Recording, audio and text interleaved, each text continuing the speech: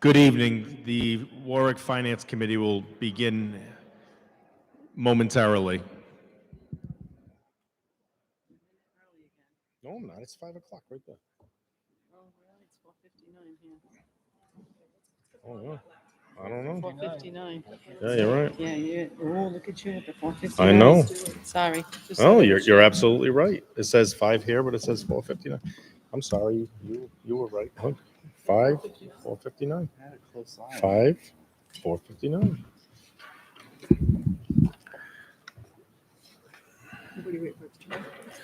I am now.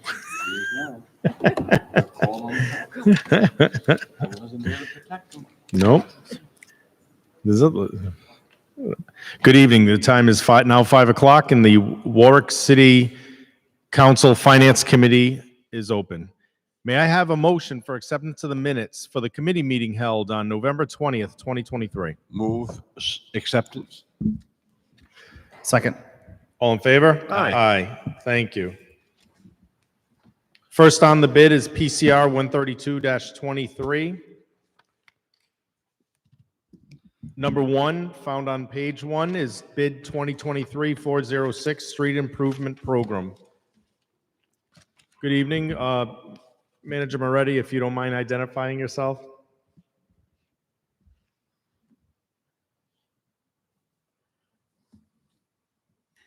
Christy Moretti, Business Manager, Public Works. Public Works is requesting to increase the award on this bid from $2.3 million to $5.8 million.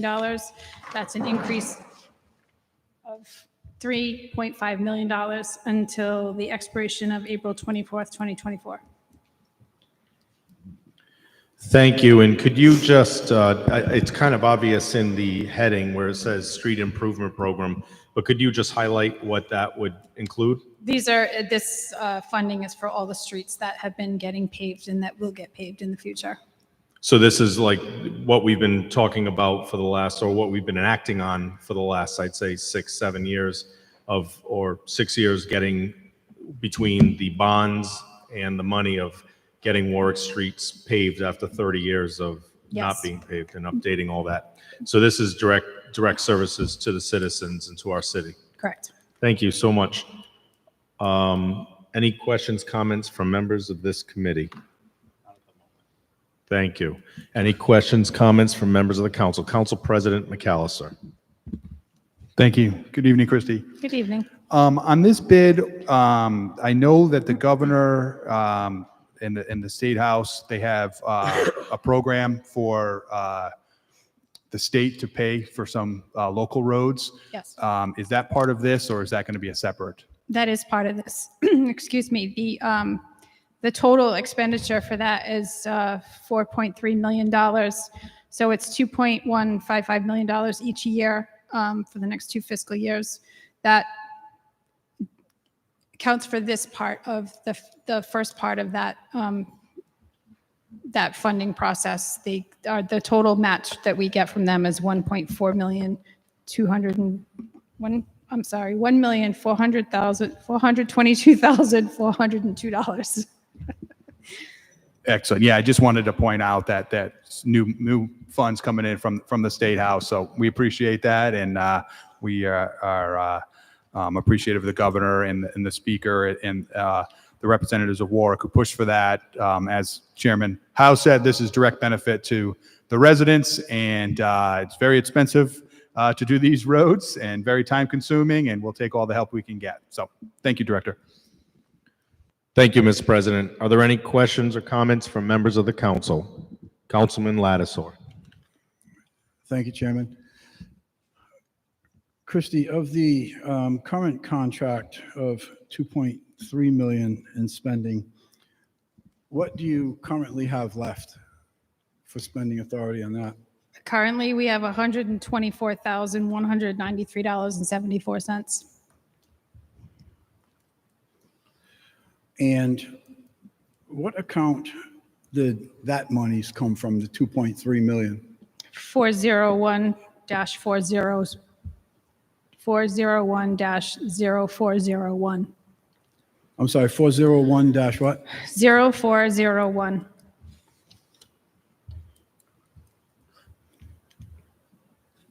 And you are now looking to increase this by an additional 3.4 million, I'm sorry, 3.5 million to spend in essentially 4.5 months. Is that 3.5 million, is that going towards new spending?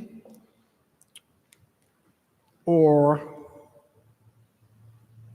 are there outstanding invoices that you have currently or purchases that have been made? No, the only outstanding invoices that I entered today for requisition, they are included in that dollar amount of, from the 2.3 million. So how do you plan on spending? You spent about 2.2 million, using round numbers, in 7.5 months. And now you propose on spending 3.5 million in 3 weeks? Is that it? No, this bid doesn't expire until April of 2024. April of 2024. So this 3.5 million will be through April 24th of 2024. Is that right?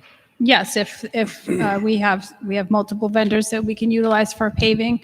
So it's not unrealistic for us to be able to pave that much. We've paved almost 2.3 million since July 1. So the outstanding invoices that you have currently, as well as recent purchases, that's all going to be paid for out of the remaining balance and the spending limit you have now? it's already accounted for. It's already accounted for? Yes. Okay. And in your position paper, it says, based on the new funding available from Rhode Island DOT through the Municipal Road and Bridge Fund, as well as anticipated reimbursements from Rhode Island Energy, this department is requesting an increase in spending authority. Do you have any idea why those two items were not included in our package? The new funding available from Rhode Island DOT or the anticipated reimbursements from Rhode Island Energy. Do you have any idea why they weren't included in our bid package so we could analyze them and kind of factor them in? I'm not really sure what you mean by not included there. They're not here. There's nothing here. I have no idea what the new funding available from Rhode Island DOT is all about. And I have no idea, other than I think you kind of spoke to it to the council president a minute ago, what the anticipated reimbursements are from Rhode Island Energy. I have no idea what those are. And there's nothing in my package or my booklet that speaks to that. Well, So is there such documents? There's the cap that we're requesting encompasses all the funding sources that we have available to us. Mm-hmm. The agreement that we have with Rhode Island Energy is nothing new. It's the reimbursement program. We pave, half of a road that they tore up to do some gas work, and we get the whole road restored for half the costs. They reimburse us for the other half. That's nothing new. The only new one we have here is the one that that DOT gave to the entire state of Rhode Island. Each municipality got a chunk of a funding source. Warwick's chunk is, their match for us is $1,422,402. How much is Warwick's portion of that? What they will match us, we have to spend $4.3 million essentially, and they will reimburse us 1.4. So it's a third. Okay, that was a number that wasn't included, in our package here to analyze this in order to make a decision. The other thing is, it might be a typo, but I just want to clarify it. The 2.3 million was signed by the mayor on, it looks like April 18th, 23.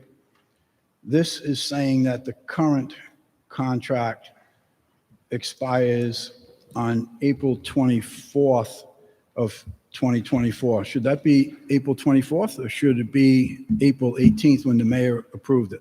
The bid's not formally awarded until the vendor provides all the documents to the purchasing division to make a formal award. Okay. So regardless of when the mayor signs the resolution, until the vendor completes their portion, it's not formally awarded. Okay.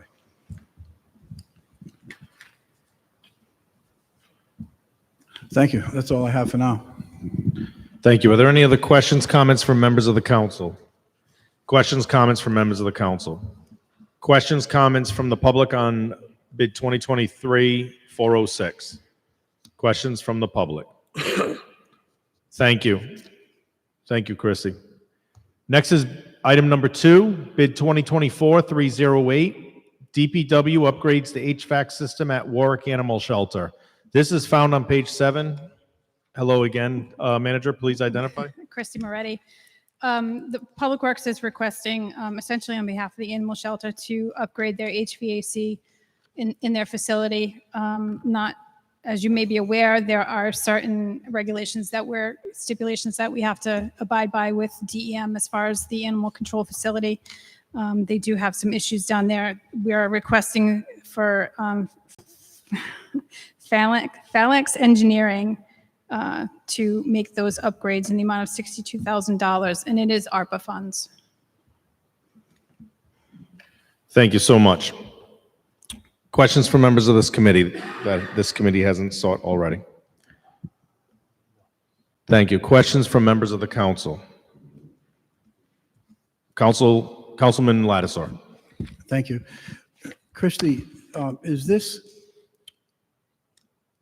air conditioning, as we all know, air conditioning, or is this air tempered? Well, it's kind of both. I mean, they're required to maintain an air temperature for the animals. They also have a radiant floor, like a heated floor in their facility. So there's been some ongoing issues with the HVAC. This was approved, this project was approved in the ARPA funding, and that's why we're making this request. My point is, there's a difference between an air conditioning system and an air tempered system. Is this a full air conditioning system? Well, according to the proposal that I believe you have, it's recover and dispose of existing condensers, furnish and install replacement condensers, replace coil kennel area, refrigeration specialties, cap existing refrigerant lines and pressure tests, flush lines, control startup, prevailing wage pay, and warranty. So I would say it's a full system. Yeah, I have that sheet. Matter of fact, my question that I just asked you is written on that sheet. Not being in the business of HVAC, I wanted to ask that question because there is a difference between a full-blown air conditioning system and air tempered. And I was just curious as to, is this full air conditioning or is it air tempered? And I think what you're telling me is that it's a regular air conditioning system as we know it, right? I can't specifically comment one way or the other. I mean, generally air conditioning regulates the air temperature. So, but it's not just cooling. It's also the heating portion. So they go hand in hand. It's kind of like having a split unit. Mm-hmm.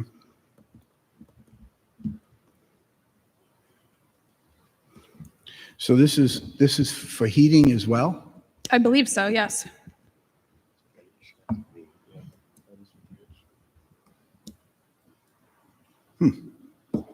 I don't see anything in here that speaks to heating. It all speaks to refrigerant, condensers,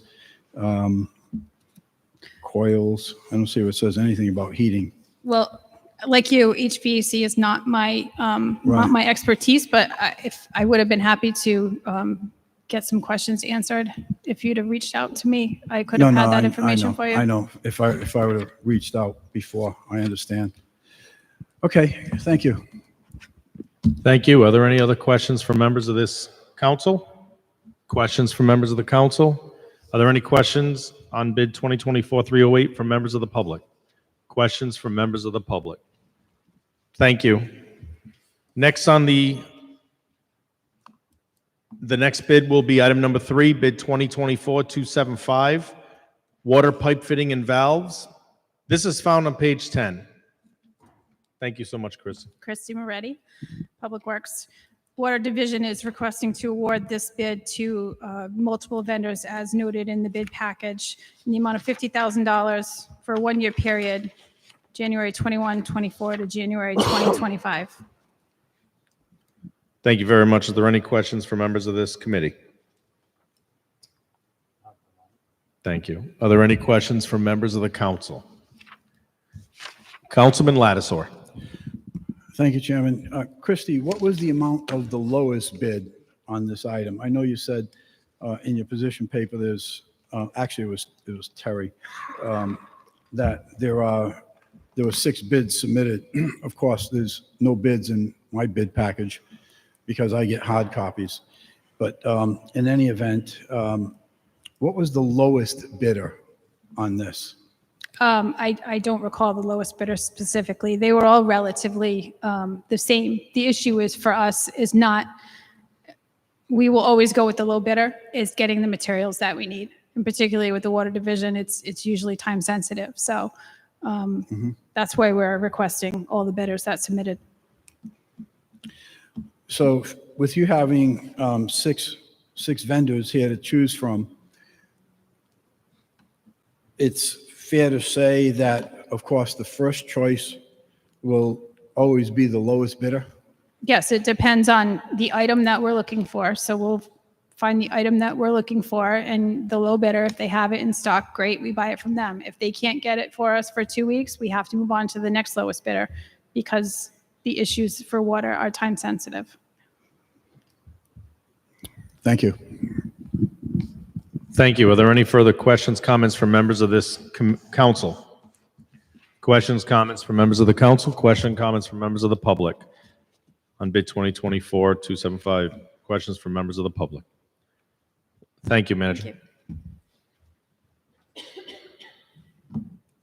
Next will be item number 4, which is bid 2023-319, police ammunition. This is found on page 12. Good evening, Major. Good evening, Major Andy Sullivan for the Police Department. The Police Department is seeking a 612 alteration of contract for our ammunition bid number 2023-319. This bid was previously awarded to Deese Firearms LLC of Texarkana, Texas, and is set to expire on March 21st, 2024. The Police Department would like to extend the contract for 1 year and increase the spending authority an additional $50,000. That would bring the total spending authority to $100,000, and also increase the term of the bid for 1 additional year, which would put the new expiration date at 3/21/25. This bid would continue to be funded through the Police Department's operating budget 30-236 range and target supplies. Thank you, Major. Are there any questions, comments from members of this committee? Councilman Gebhardt. Hey, Major. Good evening. I know last time we went through this one, maybe it was the time prior, but it was a challenging time to find rounds and ammunition. Has our did you not think it was worth? Well, that's what makes this vendor particularly attractive, is that our officer that's assigned to handle these bids and make the purchase orders, he was incredibly impressed by their turnaround time and their in-stock supply. I don't expect anybody on the panel to remember, but last year, one of the companies that frequently bids with us could basically cannot guarantee any time on any of the orders. So this vendor was cheaper and extremely easy to deal with. Okay. All right. Great. Thank you. Thank you. Thank you, Councilman. Any further questions from members of the council? Questions on this bid from members of the council?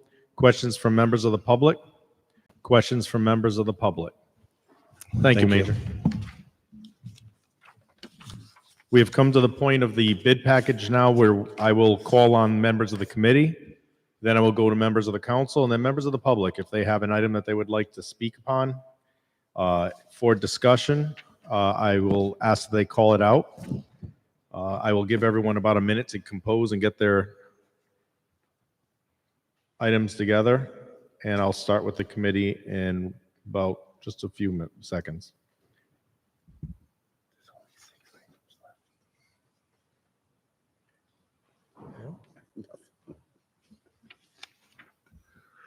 Don't get me laughing.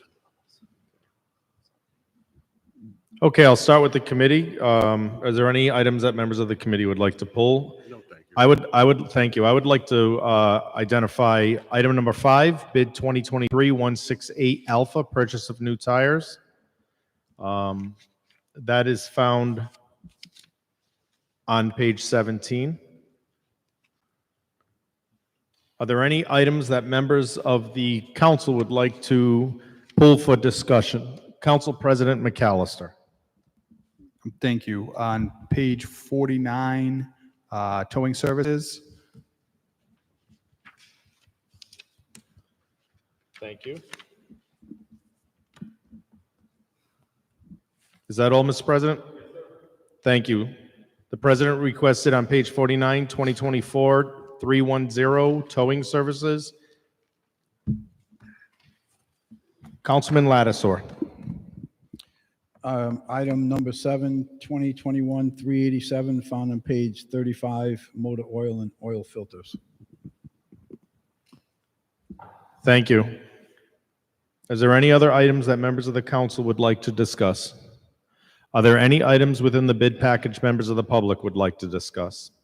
Are there any items within the bid package members of the public would like to discuss? Thank you.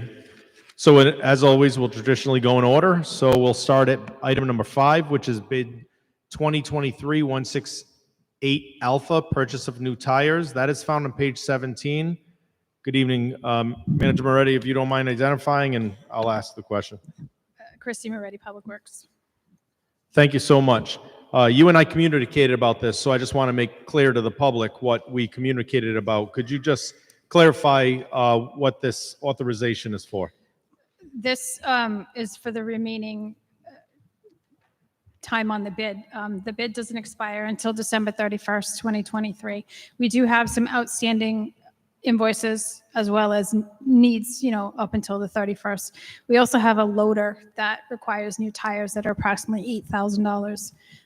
The thing with this loader is that we use it to plow, so among other things.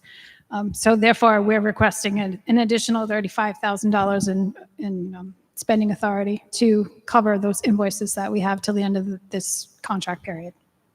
Thank you. And that was one of the items that we discussed when we went back and forth, was the being prepared this season for the winter, no matter what it may bring. I know that we're looking at possibly next week our first front, possibly, but hopefully it won't bring anything, but to be prepared. So thank you. Are there any further questions on this bid from members of the committee? Questions on this bid from members of the council? Councilman Lattisaur. Thank you. Christie, have you already exceeded your spending authority on this line item? With the outstanding invoices that we have, yes, probably. And is that primarily the reason for requesting a $35,000 extension? No, we were approaching our bid cap when the request was made, when the request was submitted to be presented to council. I'm asking because the original contract was $100,000 for a year, and now you're looking for an additional spending authority of $35,000 for 3 months. So that kind of just makes me wonder if we have more invoices than money right now, and it appears that's the case, correct? Yes. Okay. Thank you. Thank you. Further questions from members of the council? Questions, comments from members of the public? Questions, comments from members of the public? Thank you. Next, we will go to item number 7, bid 2021-387, motor oil and oil filter recycling. This is found on page 35. This was requested by Councilman Lattisaur. Chrissy, please identify. And Councilman Lattiser, you'll have the floor. Christy Moretti, Public Works.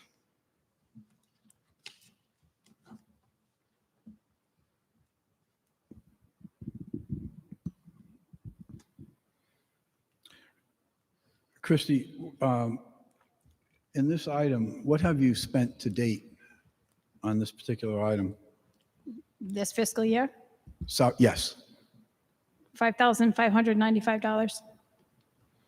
$5,995? $5,595. So you have roughly about 24,000 left in spending authority? No. Or in your contract award? No, this bid started. This bid was in Sept. I'm sorry, bear with me.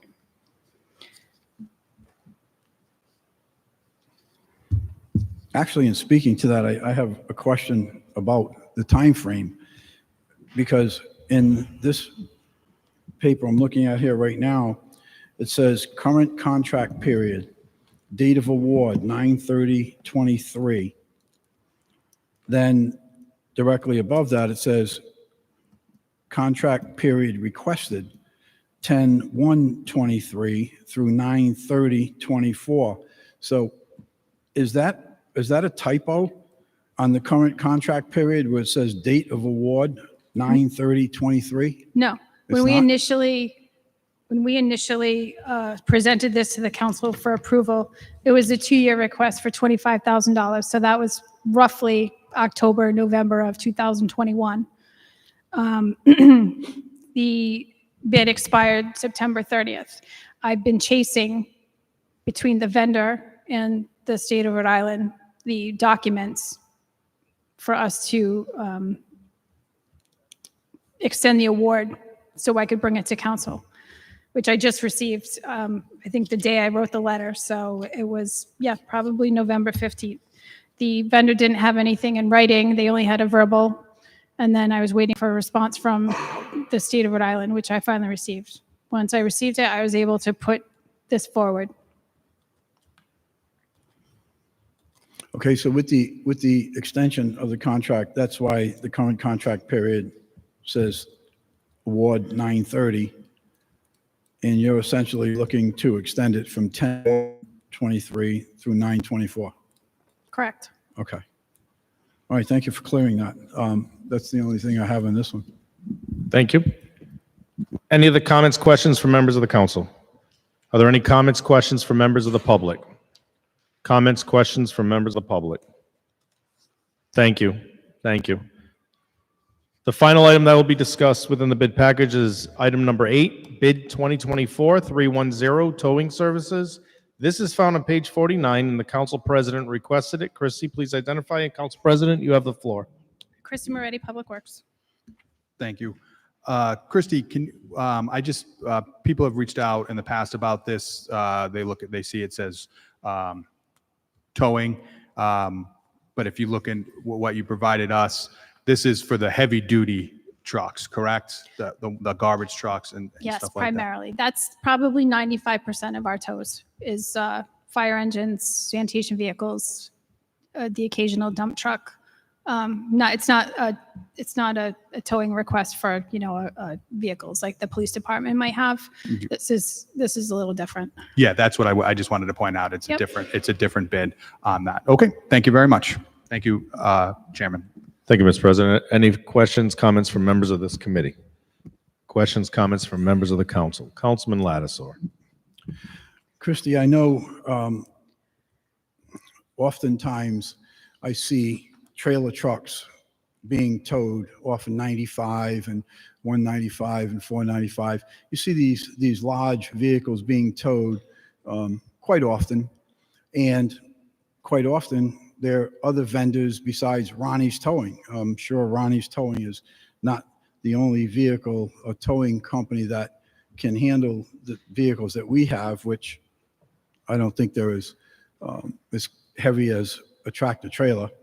So I'm curious why you didn't go out for bid with certain specification requirements and see who else is out there that would be interested and capable of towing these vehicles. Ronnie's is located right here in Warwick on Jefferson Boulevard.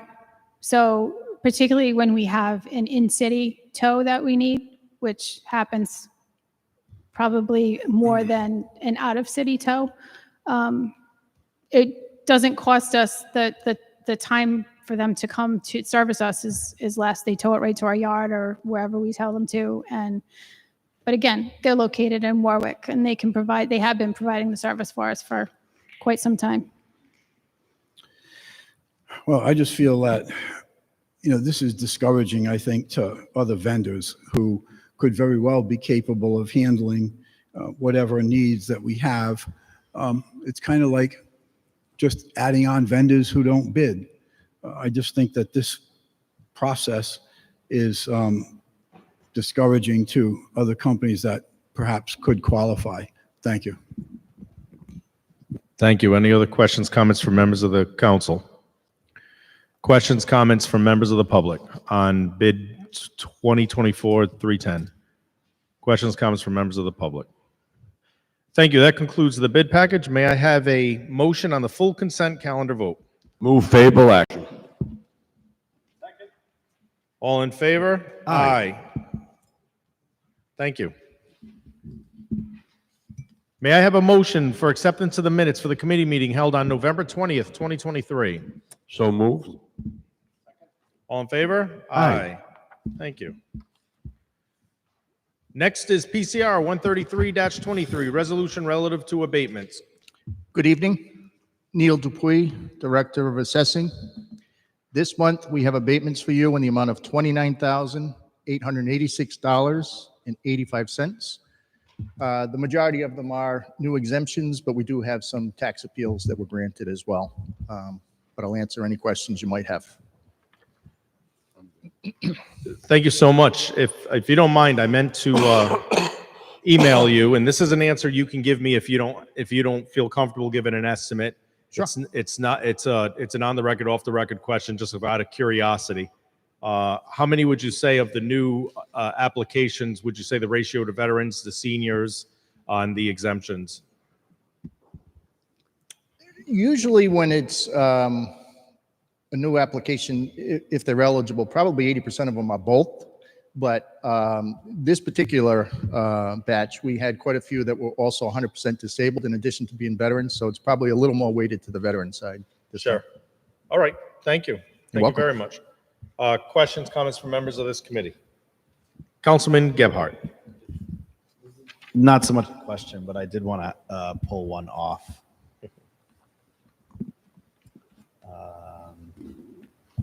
172701.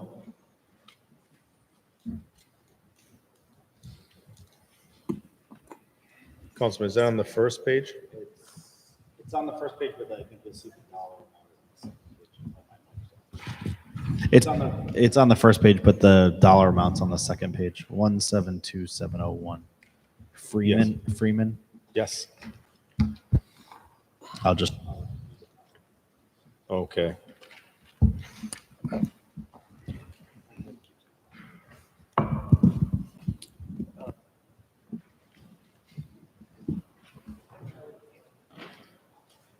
So I have a request for yep, absolutely. We're going to hold off for one moment. Because if I remember correctly.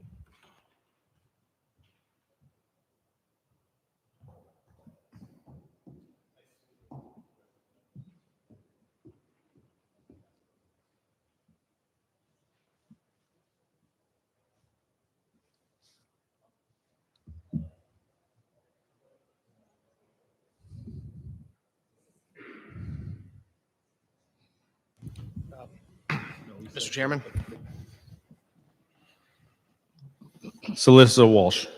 Thank you. Councilman Sinapi also has requested for 3 abatements to be separated so he can abstain, one of which is the item that out of an abundance of caution, Councilman Gephardt is seeking to abstain but not necessarily file a formal recusal form. The recommendation would be to just bundle the three items that Councilman Sinapi is looking for into their own PCR. Those three items are number 172695, the abatement of Areson, Areson, in the amount of $415.20. Abatement number 172701 of Freeman in the amount of $138.40, and abatement number 172722 of Sullivan in the amount of $415.20. Those three abatements taken together would be $968.80, and it would leave the underlying PCR 133.23 as in the amount of $28,918.05. So, Madam Clerk, can we have a PCR for the three abatements that are being bundled and removed?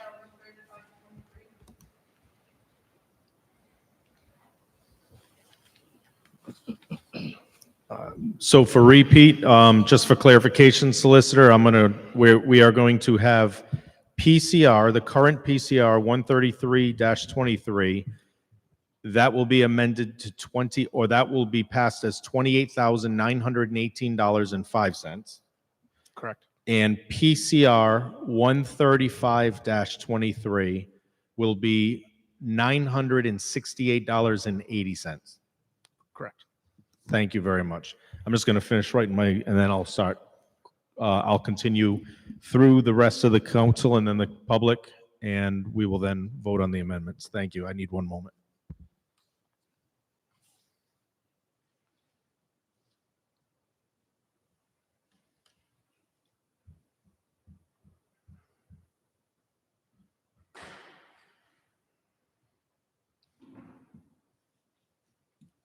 And Solicitor, before I continue with the questions, if you don't mind, I remember the last time we did this, you said I do not have to amend.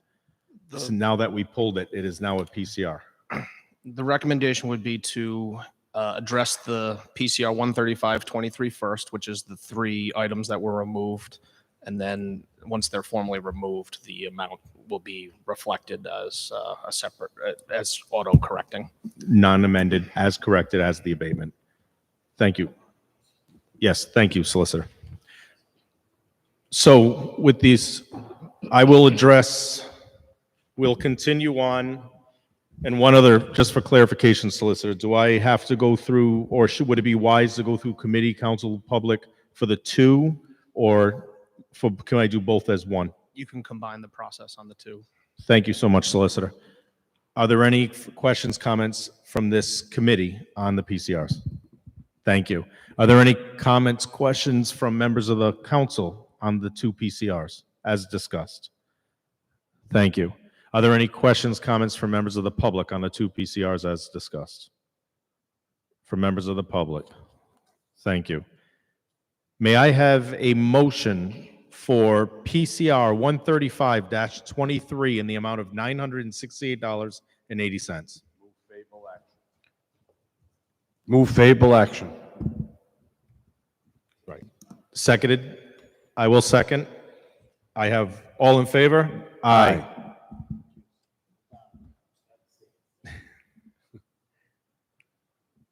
I have 2-0 and 1 abstention. Thank you. On PCR 133-23, resolution relative to abatements in the amount of $28,918.05. May I have a motion? Move favorable action. Second. All in favor? Aye. Thank you.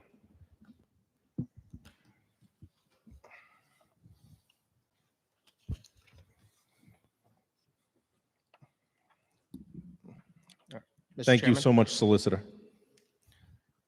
Thank you, if I may. The final item on the Finance Committee agenda is not technically before this committee, so I would say that the committee's business is concluded.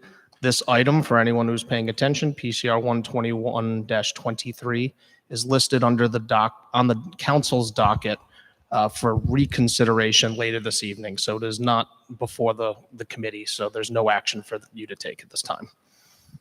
but it'll be heard later this evening before the council. Thank you so much. Per the recommendation of the solicitor, the time is now 5:40 PM and the Finance Committee is closed. Thank you all. Thank you, committee. The next committee to meet is Public Safety, and that can start at 6:10. So we will see you back here at 6:10.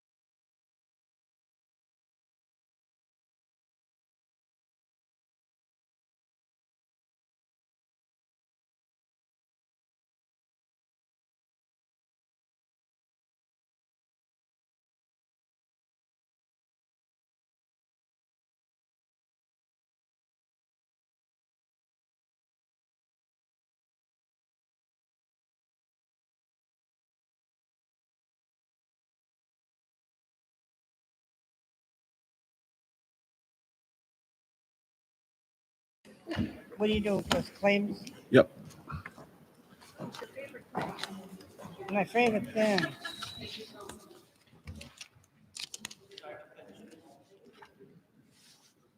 How we get that?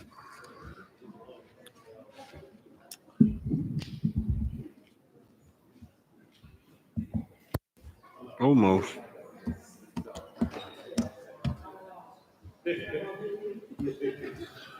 Do-do-do, do-do-do-do-do-do. What?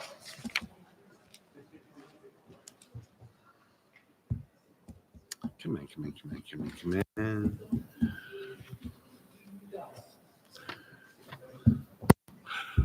Good evening. The Warwick City Council Public Safety Committee is called to order. The first order of business is acceptance of minutes from committee meeting held on November 6th. Do we have a motion? Move to accept. Seconded, all in favor? Aye. Oh, I don't think you could have voted. No, that's fine. All right, whatever. We didn't get I corrected. wasn't in committee, but I was You were here? All right, for PCR 13423, resolution relative to claims. Acceptance of the minutes of committee meeting held on November 6th again. move to approve. Second, all in favor? Aye. First claim is for Kenneth Galucci. I've looked at the report. The recommendation is to deny. It was investigated, and the determination was we were not at fault. No, wait a minute. I just had it. That's that. So any questions or comments from the committee? Councilman Ricks.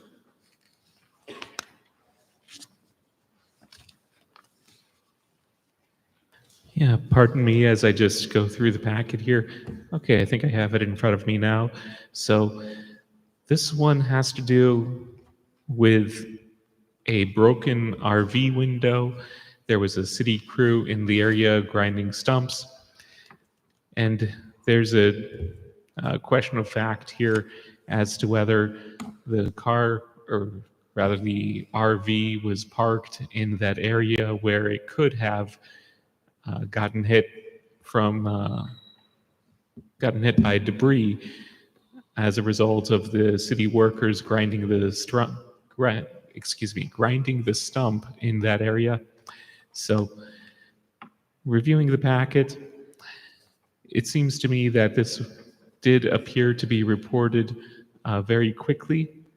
I see that there was a police report taken shortly after. It appeared, let's see. Yeah, date and time reported September 20th, and the date of the incident being September 19th. There's ring camera footage that shows that the crew was there at that time on September 19th. And there were also photos taken and statements that there was debris that was right by that that RV, and a statement that there was debris apparently from that stump grinding, along with the broken glass inside of that RV. Exactly what happened, the claimant was not there at that particular moment when the break occurred. So it's always possible that it was a third party that may have taken some of the debris through the window. Anything is possible, but I have also seen situations where city crews or other maintenance crews are doing work, and next thing you know, something gets flung and a window gets broken. So I think that because there's a dispute, and specifically because the department recommendation includes a statement that the vehicle in question was not in the same spot that it was claimed to be at the time of the alleged incident. I think that this is a situation where I would want to hear from the claimant, Kenneth Galucci, before I would be comfortable approving this claim. So are you making a motion to hold? Is Mr. Galucci here? Is Mr. Galucci here? Not seeing it. Any other comments from members of the committee first? Members of the council? Members of the public? Members of the public? Members of the public. So do we have a motion? Move to hold to the next, let's see, is the next 18th? available meeting 12/18. to December 18th? Second? All in favor? Aye. Second claim is for Kimberly Gilbert. Let me just get to that one there. That's Kimberly Gilbert. That's, are you talking to me? Oh, I'm sorry. Oh, for the first one. PCR on that? Say that again, please. 23. Thank you.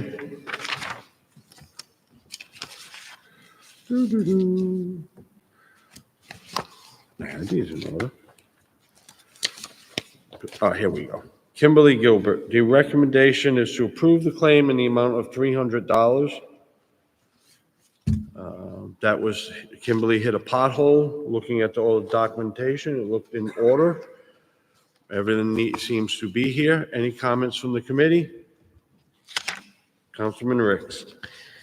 Yes, I see that there are the estimates there for the tire itself. All three, that is 2 estimates for the tire plus the invoice.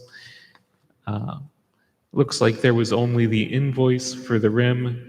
There weren't additional estimates for the rim, but taking a look at how close it is to our limit of $300 and seeing how everything is in order, and also knowing that there's really no doubt that the rim would be greater than the $31.01, which is the balance to get to $300. I would also be comfortable just approving it for that maximum pothole amount of $300. Any other members of the committee? Council? Members of the council? Members of the public? Members of the public? Hearing no one, or do we have a motion? Move to approve in the amount of $300. Second? Second. Second. All in favor? Aye. The next item is item 3, Elizabeth Gray. Okay. This is the mailbox. Councilman Lattiser, is this what we discussed? Yes. All right, let me, I'm going to defer to Councilman Lattiser if the committee has no objection. Councilman, just like we and I talked just briefly, I had a concern about the timeline. Can you just explain the timeline for me? Sure. Thank you, Mr. Chairman. As you can see in the package, Ms. Gray had submitted her paperwork in a timely manner. She notified the mayor's office on 9/27/21 about the broken mailbox and post. You know, these are pretty, I shouldn't say they're common, but they're certainly occurrences that happen during various snowstorms while plowing, and most often just something that's unavoidable. She did reach out in a timely manner, and in addition to that, she notified me, it's in the package, I don't have the exact dates right off the top of my head, it goes back to, I think, May or so, trying to get a resolve to this, of which I forwarded emails requesting a position on this, and if the city, or when the city was going to take care of it. And here we are today, and it has not been taken care of. So not looking to put blame on anyone, just looking to get what is fair and equitable. Ms. Gray has done her due diligence on this. She had a witness to the occurrence happening. It was, according to these documents, filed in a timely manner, and somewhere along the line, it just fell through the cracks. So on behalf of Ms. Gray, I would respectfully request favorable action. Thank you, Mr. Chairman. You're welcome. Any other comments from members of the council? Members of the public? Members of the public? Members of the public? Do we have a motion? Move to approve in the amount of $154.96. Second. All in favor? Aye. You're welcome. Thank you, sir, for the information. Next item. Justin Mueller hit a raised sewer cap on Shan Avenue causing damage to the vehicle. The recommendation is to deny, and the explanation is in the documentation in front of us. If we are deciding to hold this, I would rather just hold and move forward. Yeah. Do we have so I think the opinion is to hold this. So we have a motion. Move to hold to December 18th. Second. All right, do we have a PCR, please? All right, thank you. This is, motion is seconded. All in favor? Aye. This claim for Justin Mueller is held till 12/18. Just making sure my documentation's in line. The next one is Susan Trafford hit a pothole. The recommendation is to approve in the amount of $294.70. But we're gonna have my issue with that is not the lowest estimate. Everything else is in order. So I would, any comments from the committee? Councilman Ricks? I would agree with you. I see that the lowest estimate is $241.99, and similar to the invoice, that amount does include installation.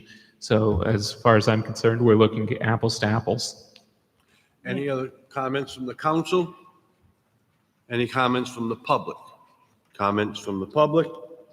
Comments from the public? Hearing none. Do we have a motion?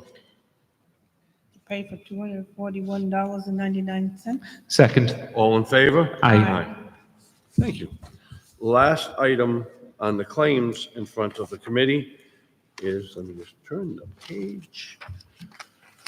Is Gail Wolfenden, and that is a recommendation to pay in the amount of $165.19. She also hit a pothole on Commonwealth Avenue. All the documentation appears to be in place. Comments from the committee? I am also familiar with that pothole. Yes, I'm sorry. everything. I'm laughing with you, not at you. Yeah. I've always managed to dodge that one, but I see a lot of people hit that one, and it's a bad one. Thankfully, it was paved recently, but yeah, everything seems to be in order here. The invoice is the least amount compared to the two estimates. So I'll wait on any comment from council and public. Any other comments from the committee? From the council? From the public? Comments from the public? Comments from the public? Public. Hearing none. Do we have a motion? Move to approve in the amount of $165.19. Second. All in favor? Aye. All right. And the last item in front of the committee is a resolution relative to placing, I'm sorry, PCR 130-23, a resolution relative to placing a yield sign on the eastern end of Birch Glen Avenue where it intersects Gorton Lake Boulevard. For action, Council President McAllister. I respectfully request favorable action. All right. So do we have any comments from the committee? Comments from the council? Comments from the public? Comments from the public? Comments from the public? I will move favorable action for the Second. council president. Second. All in favor? Aye. The Public Safety Committee is adjourned at 6:24.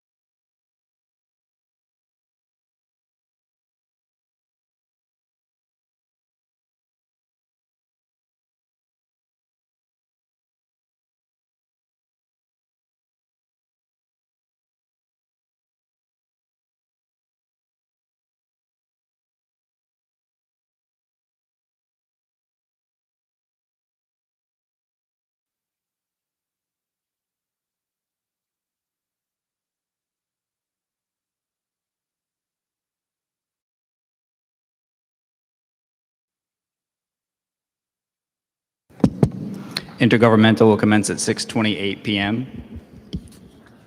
First thing we have is acceptance of minutes from the committee meeting held on October 16th, 2023. Do we have a motion?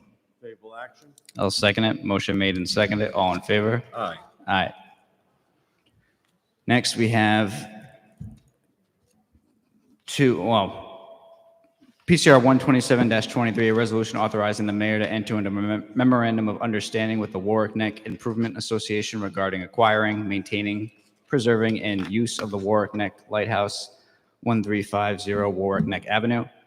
I'm going to propose we handle this one jointly with PCR 128-23, a resolution in support of the City of Warwick's application and authorizing the mayor to acquire the Warwick Neck Lighthouse, 1350 Warwick Neck Avenue, because they go hand in hand, and the alternative is kind of cumbersome because we're going to end up, while trying to discuss one, blundering into the other one anyway. And because of OMA, that just gets messy. So does anyone have any issue with discussing both jointly? Seeing and hearing none, we will do that. So we have before us both PCR 127-23 and PCR 128-23, both regarding the Warwick Neck Lighthouse and Warwick acquiring such via a proposed MOU. Does anyone in the committee have any questions? Do any members of the council have any questions or comments? Oh, right, this is on behalf of Mayor Bokosi, so Mayor? If you're just going to do the questions, we can answer the question. If you want a brief overview of how we got here. We became aware of the General Services Administration was liquidating, for lack of a better term, this lighthouse last May. So we thought it over, and I know Councilman Lattiser knows where Warwick Neck Lighthouse. It's a beautiful area. It's one of the nicest areas we have in Warwick. It's been very limited public access over the years. What we're afraid of is if it gets taken over by a private entity or corporation, it'll be closed off to Warwick residents forever, and that would be a shame. So we went about trying to see what we could do to acquire this, and we didn't have a whole lot of time. We took a tour. We talked to the Warwick Neck Improvement Association, who's here tonight. They also were interested in acquiring it because we don't know who else is. And we thought that was a natural partnership. They have a vested interest in there because it's their neighborhood. The place means a lot to me. I used to go fishing with my dad there all the time. It's, like I said, it's probably the most beautiful spot on the bay. So we've gone through it. We have, you should have in your packets an estimate from ABCOR. That estimate is really, this is what it takes to bring it back to the pristine condition of when it was built. It's not what we have in mind. We want to have limited and structured access. The school department has a use for it. We're talking about senior citizens picnics, things of that nature. We wouldn't just throw the doors open because there are challenges of parking there. We have a couple of different possibilities. The Warwick Neck Improvement Association would like to maintain offices at the house, which we're fine with. We have a couple of military organizations that are also interested in doing that, and they would help with the day-to-day maintenance, cutting the grass, things of that nature. I'm just running this down really quick, and then I'm going to let Sean Henry come up here because principal planner, because he's done all the work on this. Sean?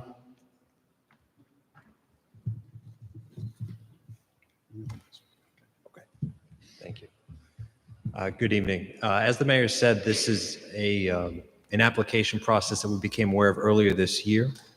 It's a relatively tight timetable, and as part of the application, the National Park Service asked for a resolution from the governing body of the entity that's applying for it, ensuring that the organization has the desire and the capability to take this property on. So that's why we're here before you tonight. And if you have any questions, I'm happy to help. So any members of the committee have any questions or comments? Any members of the council have any questions or comments? Council President? Thank you, Mr. Chair. My comments are along the lines of what the mayor pointed out. I think this is a unique opportunity to keep this property public. This is a beautiful area. I've been down there as well. And my concern is if a for-profit group were to win, if the city doesn't decide to take it over, it could turn into an Airbnb, it could turn into a number of different things. And the city is still going to be responsible for enforcing traffic that's going in there, responsible to any issues that the neighbors are calling into the city about for a new entity. So I like the idea. I think the framework is here. I know that there's different groups that have already expressed interest in using the area, making it a limited area. There is no parking around there. It's very, very tight group and stuff like that. So everything would have to be coordinated. And I think the city is in the best position to coordinate that, to make sure it fits with the neighborhood, whatever goes there and whatever events, it fits with the neighborhood, and it keeps the public access part of it. So those are just some statements I'd like to make. Thank you, Mr. Chairman. Mr. Chairman, if I could add, the process we're going through right now, if whether we were in it or not, if all the organizations that put their name in now are unsuccessful, it's going to go to bid. So the highest bidder will be awarded. Whoever wants to buy it probably mostly be used by a commercial venture. We have some members of the Warwick Neck Improvement Association. I'd like to be able to have them come up and I know it's public comment, but you know they might have something to say that you would like to hear right now before we get to more questions. Would that be okay, Mr. Chairman? It's fine with me.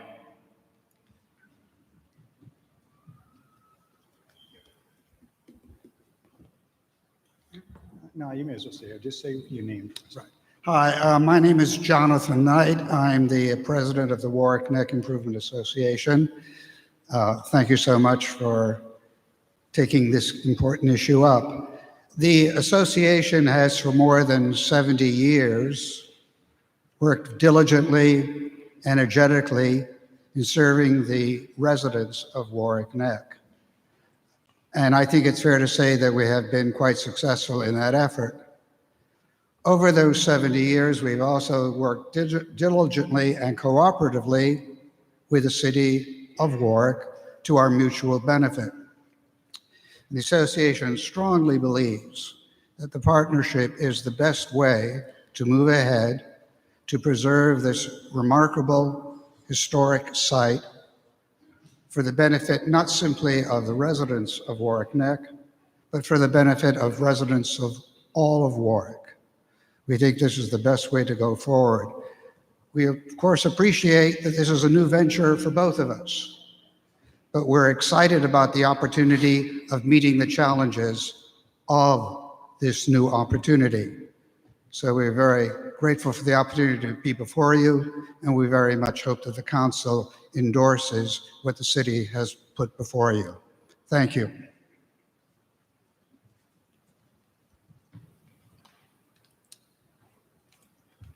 Good evening. My name's Fred Parker. I'm the Vice President of the Warwick Neck Improvement Association. And as a resident of the city of Warwick and as a member of the Warwick Neck Improvement Association, I really think this is an exciting opportunity for the city and for the neighborhoods. Three things really come to mind when I think about this property. I think about the historic preservation of it. I think about all the different educational opportunities that it would afford the city. And I also think about the managed access and how this property needs to remain a positive impact on the community. So in my opinion, I don't think there's any other organization. We don't know who else is applying to take over ownership, but we don't think that there'd be any other better combination than the city of Warwick and the WNIA partnering on this. And I appreciate you hearing us tonight. You asked me a question? So any members of the council have any questions or comments? I have a question for the mayor. Yes. Am I up? I think you're on. Oh, it's red. Why is it red? Oh, there's. He's talking. Not supposed to be. Mayor, can I ask you a question? I see we got the restoration of the Warwick Lighthouse Tower, and it's so much, $140,350 now. Are these all estimates? Yes, that's from ABCOR. That's, as you recall, they won the bid for the Connecticut Lighthouse Restoration, and they didn't do this on our behalf. They gave the same estimate to every party that was interested. They gave it to us in a packet. But as I said, they mentioned the scope of work. They didn't break it down into categories. I mean, on the house itself, they have in there installing a new kitchen, which is not something we're going to do. I was in the house. They said, tear everything down to the studs. We're not going to look to do that. We want to restore the outside, but we can do all that work in-house with the DPW carpenters. So it could be less or it could be It's more? it's going to be a fraction of that. We're not looking to do all of that. I know we got. As I said, Abcor went there and said, if you want this perfect, this is what you have to do. I'm just concerned about how much it's going to cost, not knowing it, and kind of, scary. Like, we got 2 schools coming, we're working on the ring. I mean, there's a lot of projects out there, and the money's definitely not going to fall from the sky, so I'm just nervous. I love the lighthouse, big supporter of the lighthouse, big supporter when we got Connecticut. I'm just concerned and just don't want to see us get overpacked. Thank you. I have to be honest with you, it's going to be inevitable. It's compared to Connecticut, but Connecticut has challenges this one doesn't have. And I'll tell you, if I was the mayor back then, I wouldn't have taken Connecticut Lighthouse. It's a beautiful lighthouse, but it's offshore. It's a third or halfway out in the bay. There's really nothing there for the public. This lighthouse, which is a fraction of the size, and if we have to paint this, you put a ladder up. You don't go out there with the barge. It also has the land and that public access to that land. I share your concerns with the price too. It's something we'd be searching for grants. There are many grants available for this kind of thing. Do any other members of the council have any questions or comments? Councilman Lattiser. Thank you, Mr. Chairman. To start off with, in full disclosure, I want to make it known that in addition to living just down the street from the Warwick Neck Lighthouse for 21 years, I'm also a member of the Warwick Neck Improvement Association. So I just want to put that on the record. I have a lot of concerns with this. We had a meeting with the mayor, with Mr. Henry, with the Warwick Neck Improvement Association, chief of staff, and I asked a lot of questions and did not receive a lot of answers. In addition to that, up until Thursday afternoon, I had essentially no financial data about this proposed merger. Conceptually, it could be a good idea, but it comes down to how you're going to pay for it. And I got even more concerned at that meeting when I asked questions about a business plan. And I was told it's not a business, so there is no plan. I asked for financial forecasts, and I was told you have the information from the firm that did the appraisal for the work to be done on the house, the garage, and the lighthouse itself. But yet, there's no breakdowns included in that at all. There's no identifying what are these components that need to be done. We can say we're not going to put in a kitchen. Perhaps we don't need a bathroom. We can say we're going to generate revenue to support this. But then on the opposite side, in that same meeting, it was disclosed that we're not going to have any parking. Well, how can you have events or functions or anything of the kind without parking? There is no numbers that can be given to me with what are the costs, and let alone perpetuity, in year 1, year 5, year 10. And the reasoning was because we don't know if we're going to acquire it yet.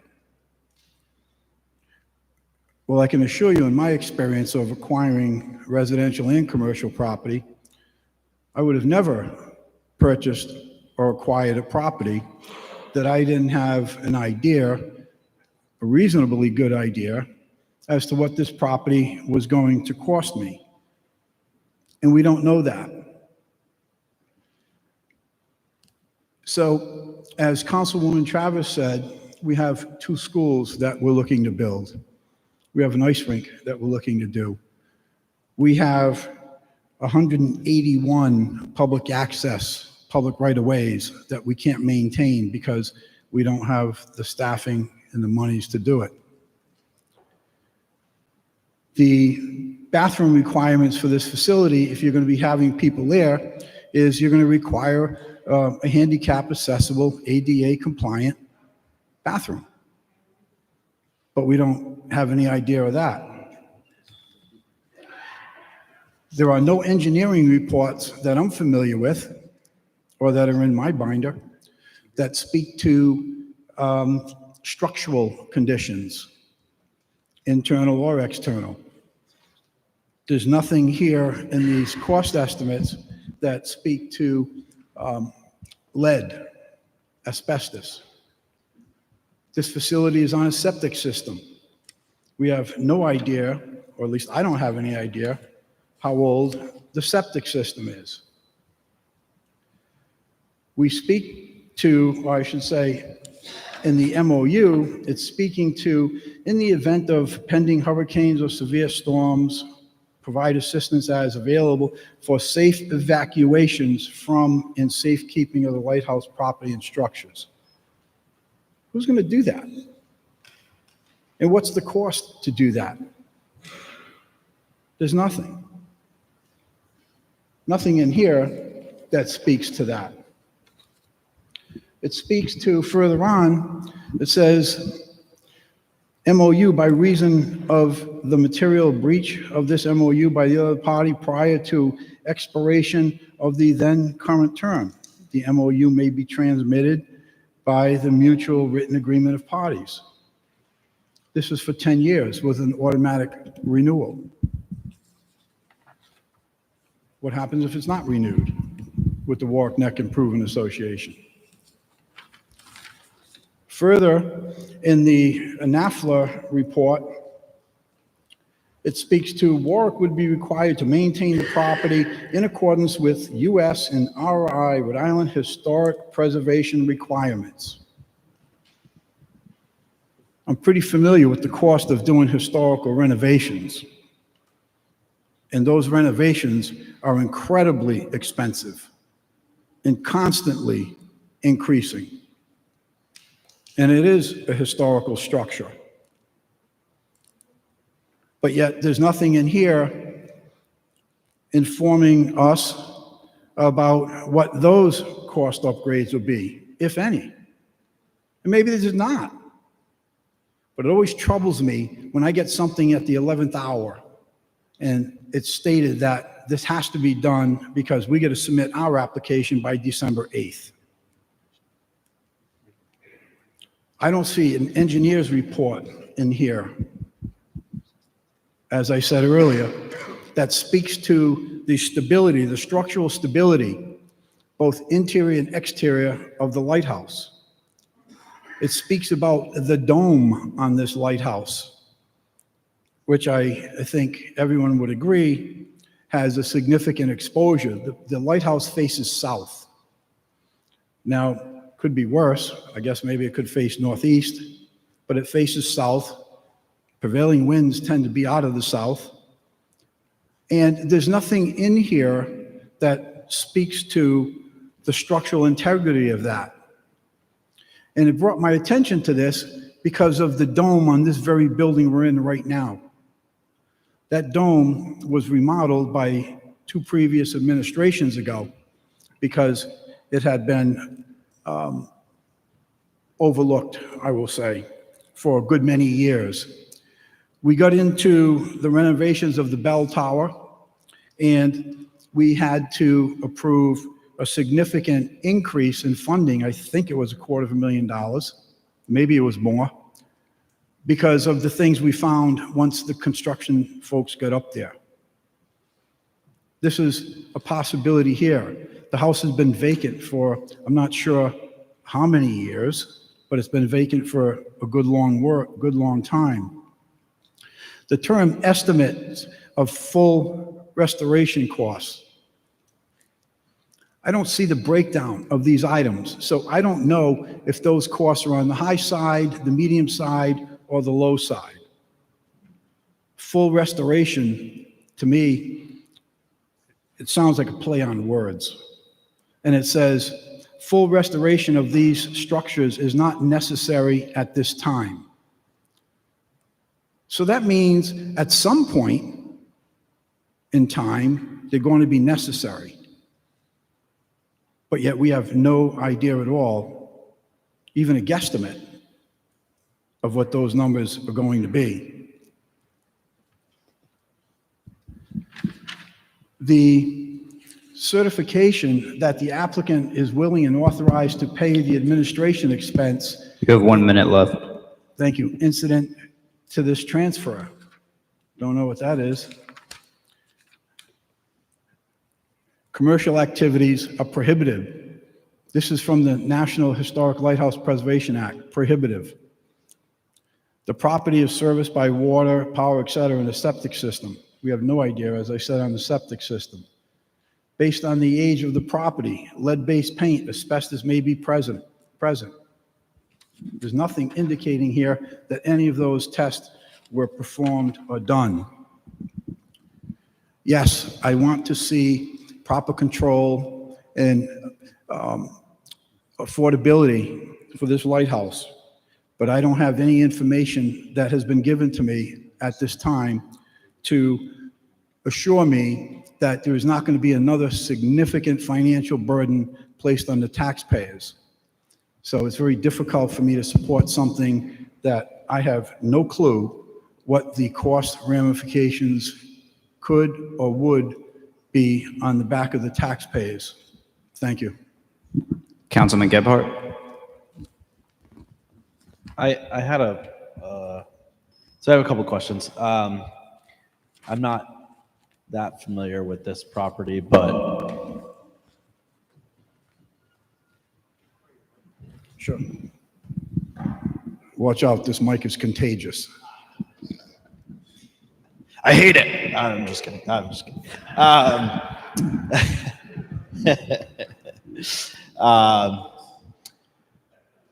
No, so as far as this goes, so the public access piece, so will there be any public access to this? Will we just be walking public? Is there an opportunity for public access by parking or some other access to the property? The site is currently restricted by a gate at the northern end of the property. If you go in the property, there are several parking spaces. Those aren't normally available to the public, but they would be if the city owned the property. However, the management of the particular hours of operation and the programming that takes place there would be determined by the Parks and Recreation Department, as are many of the other recreational assets in the city. So we don't have specifics on time of operation, but the National Historic Lighthouse Preservation Act specifies that the intent of bestowing the property onto another entity is for recreation, public access, recreational, cultural, educational, and park use. So those are the types of uses that we plan for that property. And we've already been engaged by several organizations, several schools within the school department that are interested in educational programming on that property. Oh, and with respect to parking, the city does own a lot off Rocky Point Avenue, where if there were ever an event that was determined to be feasible to be held there, but parking was a limiting factor, we could set up a system of parking off-site and then shuttling in without changing the no parking regime going on at the end of Warwick Neck Avenue currently. So that would be up to the city council to remove those no parking signs. But we do have a plan in place for events that have a larger capacity where parking could be an issue. Yeah, and there have been several events over the years, but as managed by the Coast Guard and GSA. Okay. And then we have that we had that grant for the Connecticut Point for the Connecticut Lighthouse, 750,000, I think, which was I think the planning director described it as a piece of what we would need essentially to get it back into working order. Is that restricted only to that? Can any of those monies be used for this, or are there similar type of grants of that size and magnitude available? Because I mean, transparently, I also have concerns about sort of taking on another landmark that needs a lot of attention. The Connecticut Lighthouse is being done with an earmark grant that Congressman Langevin got us. That's already went out to bid, so that money's spent. We would apply for additional earmark grants for this venture too. But it's not going to, it's a portion of what needs to be done in Connecticut, but it's the entire exterior.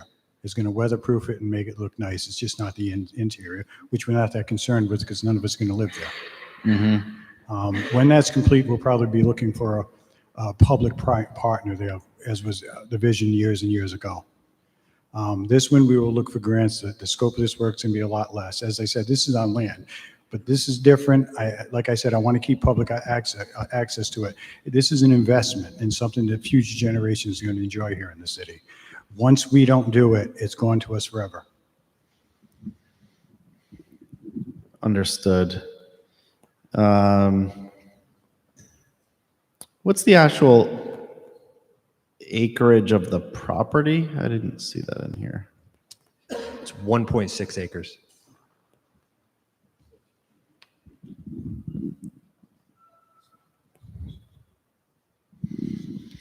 And then in terms of the maintenance of it, I think you mentioned before, but it'd be the programming would be under the direction of the Parks and Recs department, and then the maintaining and upkeep would be either subcontracted out or would be a DPW responsibility.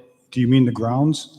The grounds? No, that would just be done by the highway department, as all the other parks are. It's not that big with the tractor, and it won't take that long. The Warwick Garden Club has offered to help us with that, with beautifying it, and a couple of veterans organizations have also volunteered. Okay. And then as far as the interior, you have a proposal here for some dollars that would go to restore it, but then in terms of the perpetual upkeep? Not really restore it. Like I said, we don't want to take it down to the studs and redo it. It's not necessary. It's going to be office spaces. It's going to be used by whatever veterans organization chooses to partner up with us, the Warwick Improvement Association. And Warwick Improvement Association has stated that they will raise funds for this project too, as we go. Okay. Do they have a track record of raising? I remember the president saying, our members have some deep pockets. Are there any examples where the Warwick Association has raised funds for projects of this magnitude? And part of my ignorance here, I'm not familiar with the work of this particular group. To your question about raising enormous amounts of fund, we've had no need in the past to do so. We have received modest grants from the state and the city to do work on the Warwick Neck Cove. But this will be one of the challenges that we face in raising money for the operation of various activities at the lighthouse property. And we're very confident, 70 years plus experience of being able to do that with individuals who are strongly interested in seeing the association and the city together acquire the property. Okay, thank you. That's all I have for now. Council President McAllister. Thank you. We are now at 6:58. What I'm going to make a request. We usually like to start the council meetings right at 7 o'clock, but we're kind of in the middle of this. I know there's a lot of people that are here just particularly for this. We do have the State of Our Schools address up first. So what I'm going to ask at this time is if the council members will reserve their questions and comments at this time. We'll open it up for members of the public that want to speak just on this item here. Then after the members of the public get a chance to speak, we will pause. We will start the council meeting. We will have our guest here give the State of the Schools address, and then we will come back and members of the council can continue their questionings to the administration. So, Mr. Sinapi, if that works for you? Absolutely. So any members of the public have any questions or comments regarding the items before us, regarding the Warwick Neck Lighthouse? I am a resident of Warwick Neck. Can you just state your name first, please? Joan Allen. I've been a resident for the last 5 years. I am also included in the local North Star flotilla, which is part of the Coast Guard. We're members of that. We're members of all sorts of things here, anything to help out with Warwick Neck, and we are very much in favor of having this lighthouse as staying part of Warwick Neck Association. We also have many people that are on Warwick Neck that are very adept in many things. I'm a civil engineer. I can always help out with the construction end of things. I also have a small nonprofit where I help out and help give scholarships to kids. Anything that will help out the kids with bringing them down to Warwick Neck and making sure that they understand about the Coast Guard, about the lighthouses, and about the history of the lighthouse. That's all. Thank you. And Mr. Zarum, if you could just state your name. Sure. For the record, my name is Michael Zarum. I'm a resident in Warwick Ward 2. Also a member of the Warwick Land Trust Committee.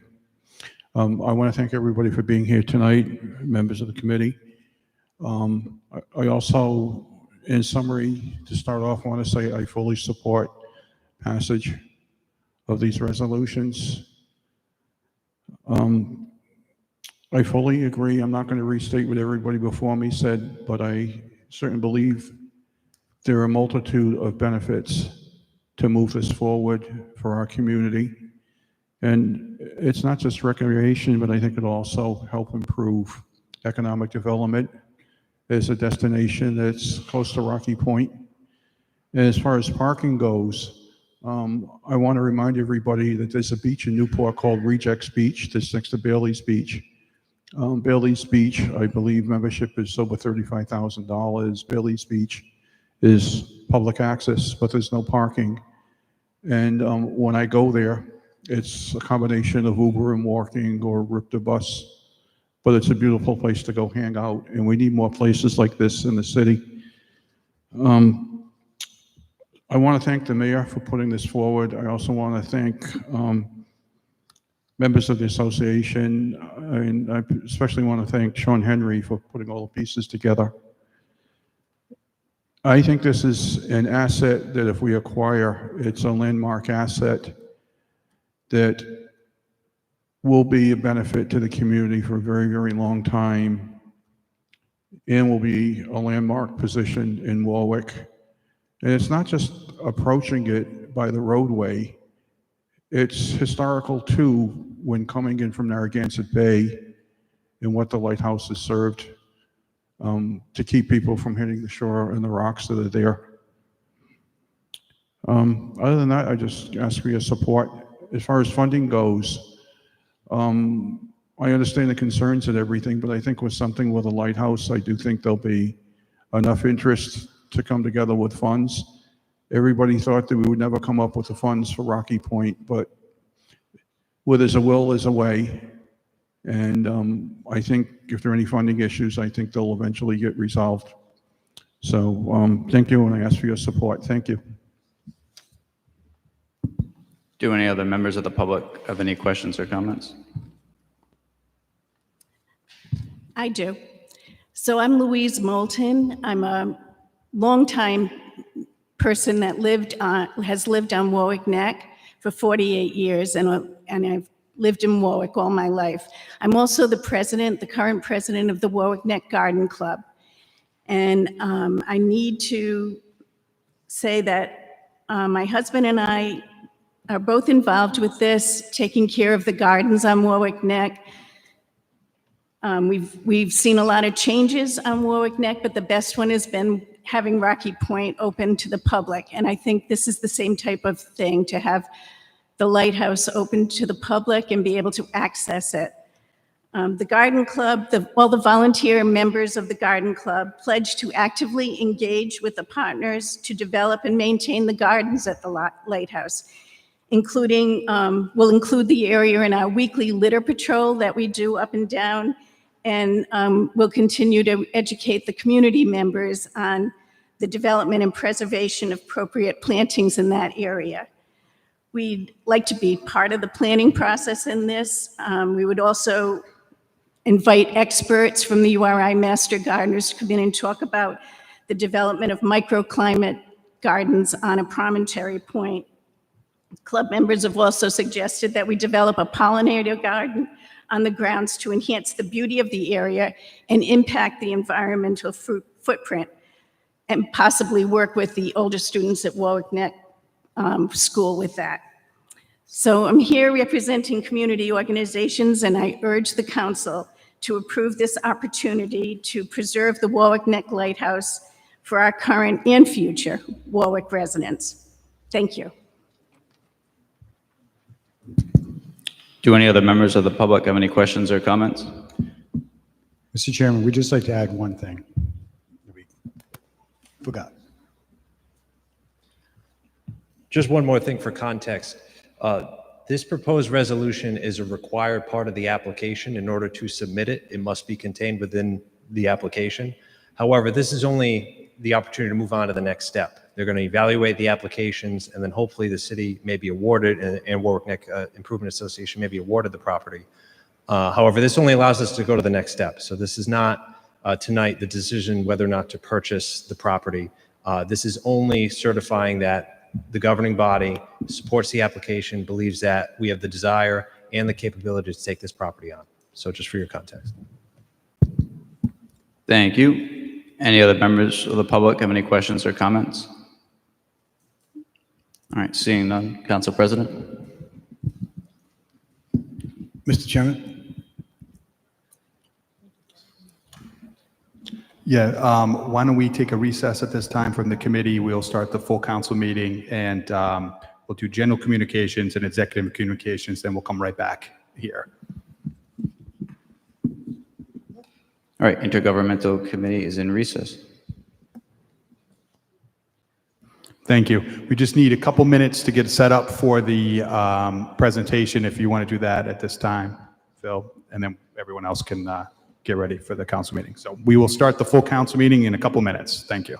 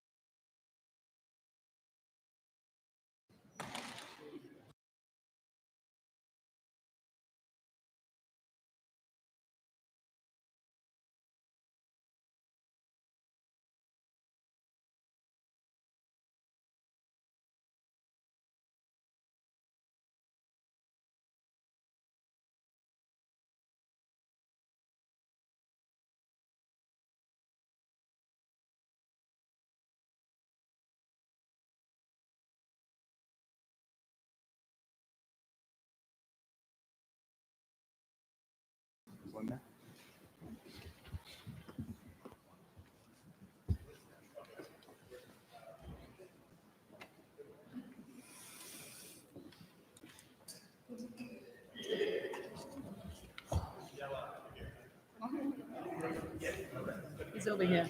Okay. You want me to yell? Good evening, everyone. I call the December 4th, 2023 City Council meeting to order. The clerk will call the roll. Mr. McAllister? Here. Mr. Foley? Here. Mr. Gephardt? Mr. Howe? Here. Mr. Lattiser? Here. Mr. McElroy? Mr. Ricks? Here. Mr. Sinapi? Here. Ms. Travis? Here. 8 present. Thank you very much. I ask the superintendent if you could lead us in the Pledge of Allegiance. I pledge allegiance to the flag of the United States of America and to the republic for which it stands, one nation, under God, indivisible, with liberty and justice for all.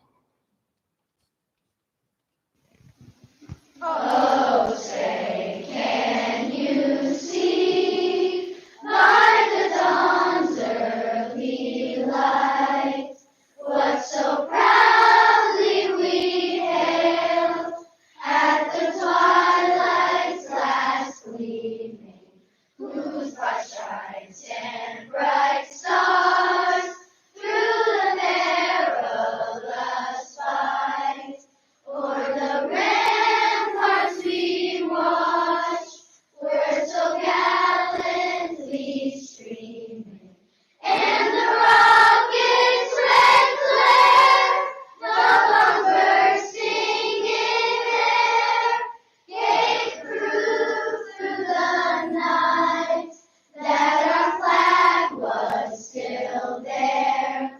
Oh, say does that star-spangled banner yet wave o'er the land of the free and the home of the brave?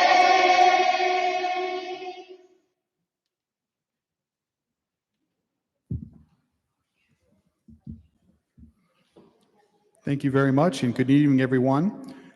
We are currently on general communications. This is the announcements of congratulations, condolences, or community events. I have one. This Saturday is the Apponaug Winter Festival, the Strolling Rolling Parade, which will take place here in Apponaug from 9 to 3. The holiday parade starts at 10 a.m. There's going to be lots of events. They're going to have movies playing right here in the council chambers. They're going to have a Touch of Trucks event. They're going to have outdoor marketplace. We're going to have food trucks. The Apponaug Little League is going to be giving out hot chocolate. There's going to be music, karate demonstrations. Santa and Mrs. Claus will be here to take pictures. There'll be horse and carriage rides. There will be holiday-themed story walk around the library. There'll be face painting. There'll be carolers, there's a scavenger hunt, and much more. So we invite the public to please join us all day on Saturday from 9 to 3. The parade starts at 10 a.m. There will be some traffic pattern changes, so please check the city's website for that. There will be shuttle service from Tollgate. So if you park at Tollgate, there will be a shuttle that will take you right to the event here in Apponaug. So I know that we're all looking forward to that. Are there any other council members that have anything under general communications, which is the announcements of congratulations, condolences, or community events? Councilman Foley. Congratulations to myself. I am a grandpa for the 7th time. Thank you. We welcomed our 6th granddaughter, 7th grandchild yesterday morning at 8:30, and she will be a proud resident of Apponaug. Thank you. All right, congratulations. That's a tough precedent, starting to congratulate yourself, council members. We don't have enough time for that, so let's, any other general communications from members of the council? Okay, hearing none, we're moving to executive communications. This is the state of our school address by the Warwick Superintendent. I want to welcome you here this evening. I believe this is the first time the city council has invited the school department, the superintendent, the school committee, and we have a number of school committee members that are here as well. I just felt when I made the invitation that we hear from you at budget time, we hear from you from bond requests, and it's always we want to hear how the things are going day to day in the school system. So there's no vote this evening. This is just we are all one community, and I think it's important that we hear all the great things that are happening across our school community. So Superintendent, the floor is yours. Thank you so much. Good evening, everybody. City Council President McAllister, City Council members, the Honorable Mayor Picozzi, thank you for inviting me and representatives from the Warwick School Department to address City Council this evening. I would like to thank the district leadership team, building administrators, teachers, and staff for their hard work and dedication. It takes a team approach to achieve the accomplishments that we are showcasing you tonight. I truly do also appreciate the support and commitment that the Warwick School Committee shows on a daily basis for our students, staff, and schools. And I believe School Committee Chair David Tester is here, School Committee Member Leah Hazelwood, and School Committee Member Karen Back is also here. So thank you, and many building administrators and my building team administrative team is here. I am pleased to share the numerous positive accomplishments that have taken place in our city's schools. Over the past year, there have been remarkable strides in education that deserve recognition and celebration. Here are some noteworthy achievements that we highlighted in our slideshow this evening. The first is academic excellence. Our students have demonstrated commendable achievement and academic performance, showcasing their commitment to learning and the effectiveness of our educators. Technology integration has really grown. Our students have embraced technology to enhance the learning experience. Infrastructure upgrades. Several schools have undergone substantial improvements, providing students with a safer and more conducive learning environment. The innovative teaching practices. Some schools now have new innovative learning spaces, and there will also be outdoor learning spaces added to 7 schools this upcoming spring. Diversity and inclusion initiatives. Our schools have taken meaningful steps towards fostering diversity and inclusion. Programs promoting critical awareness, and cultural awareness, and tolerance and acceptance have created an environment of acceptance and students feeling valued. Sports and extracurriculum achievements and activities. Our students have excelled and have already, not only academically, but also in sports, extracurricular activities. They've been involved in championships, artistic performances, and they showcase that they're well-rounded students. Safety upgrades. These have been substantial over the past 2 years, which make our buildings safe and secure. So, okay. One of my favorite opportunities is to recognize we have so many teachers, administrators who received not only awards, state awards, the Rhode Island Department of Ed awards, but awards from the United States Department of Education. And these are just a sample that I wanted to share with you. So in 2023-2024, Dr. Sabrina Antonelli from Norwood Elementary School received the Rhode Island Principal of the Year.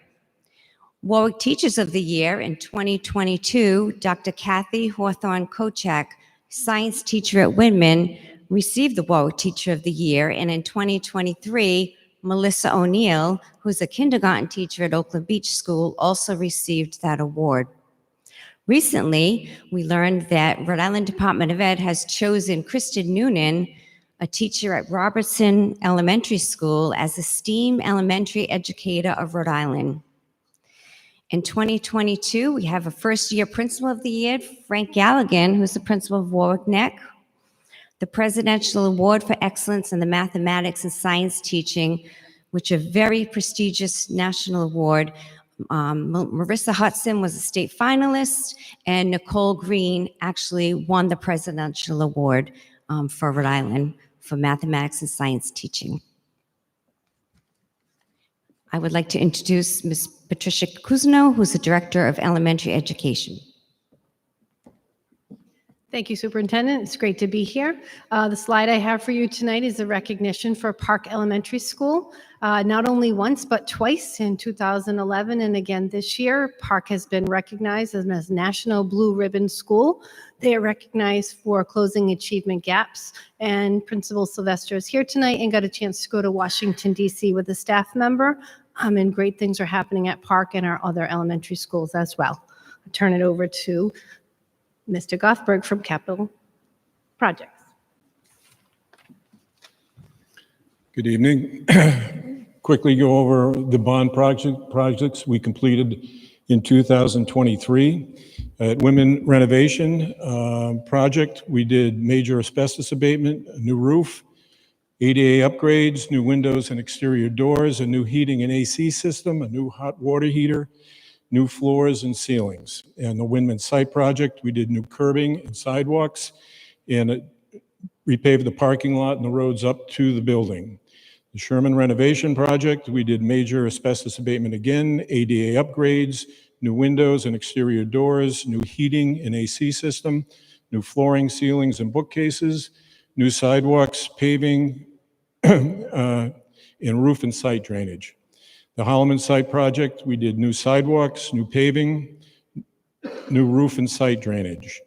At the Norwood Elementary, we did site projects and ADA upgrades. So we did ADA upgrades, new windows and exterior doors, new sidewalks and paving. The Warwick Neck Renovation Project, we did asbestos abatement, a partial re-roofing of one of the additions that was older, ADA upgrades, new windows and exterior doors, and a new tempered air heating system. The Greenwood Building Envelope Project, we did new windows and doors. At the Scott Building Envelope and ADA Project, we did a new roof, ADA upgrades, new exterior doors. At the Hoxie ADA Project, we did ADA upgrades. And at the Park ADA Project, again, we did ADA upgrades. Next is Assistant Superintendent Bill McCaffrey. Good evening. Secondary schools are preparing students for the 21st century. Programs include rigorous honors, advanced placement, early enrollment programs, and 17 CTE pathways located in our schools. We also have programming that supports all students. Students have the opportunity to receive industry credentials and participate in internships in the community. Also, they participate in industry-based competitions. Students have the opportunity to achieve college credits while participating in our courses. Our middle schools have initiated the process to be accredited by the New England Association of Schools and Colleges. And we have a full complement of athletic programs as well as extracurricular activity programs such as band and drama clubs. At this time, it's my pleasure to introduce Dr. Schultz, Director of Curriculum. Thank you. Good evening, everyone. Just a couple quick curriculum updates. We have worked on, for the past 3 years, K-12 curricular frameworks. And so we've mapped out every course possible in the middle school and high school to get ready for NEASC accreditation, which is very exciting. This year's focus at our secondary schools is aligning common assessments to those frameworks. We have also embraced new mathematics and ELA programs all the way from pre-K through grade 12 in our schools. They embed science and social studies within so that students are always having cross-disciplinary studies as they go through the public school system here. Next up, we'll be piloting and adopting our science curricula, and only the best for our students here in Warwick. And I wanted to just let you know that our state testing results are in with some very exciting news. Overall, we are up for the 3rd year in a row. We went up 2% in ELA and 4.5% in math. We have a lot of bright spots to talk about. Norwood, 12% increase. Oakland Beach, 14% increase. Park School, our blue ribbon school, improved in both ELA and math, and Wyman had a whopping 17% improvement in RICAS. I've never seen that, and this is my 21st year in education, so we're very excited about our schools. For math, similar gains, but I just wanted to call out Norwood Elementary School because they are actually going to be part of a newscast from the Department of Education that's happening next week because their scores went up so much. They actually had the highest growth in the entire state of Rhode Island for mathematics. And we've created plans with all of the schools to help increase our scores further as we move along. At this time, I'd like to turn it over to Krista Murray, our Social Emotional Learning Coordinator. Thank you. Good evening. I'm proud to report that the Warwick Public Schools takes a more holistic approach. It aligns with our vision for our graduates. Not only do we focus on high-quality, rigorous instruction, but we balance that with the social emotional needs of our students. Our students and educators have felt the impact of the pandemic, and the response we have chosen has been an additional layer of support.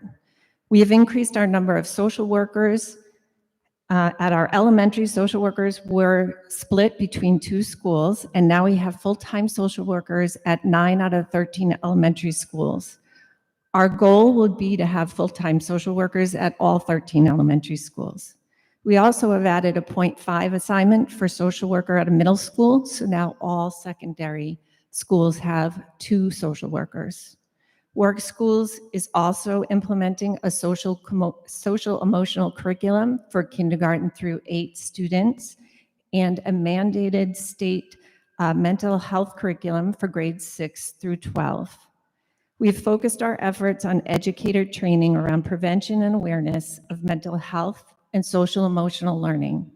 Most of this has been possible through grant awards listed here: Project Aware Grant, the Well Initiative Grant, Trauma Informed School Support Grant, and the Youth Mental Health First Aid Instructor Grant. I would like to turn this over to Dr. Jeffrey Taylor, Director of Technology and Innovation. Thank you, Mrs. Murray. We've done some excellent work in the district surrounding 21st century learning and innovation. Approximately a year ago, the Rhode Island Department of Education funded the district approximately $585,000 targeted at 21st century technology and equipment. We went ahead and turned that around as a leadership team to our school principals and their school leadership teams to develop an application of how they would use funding from that grant.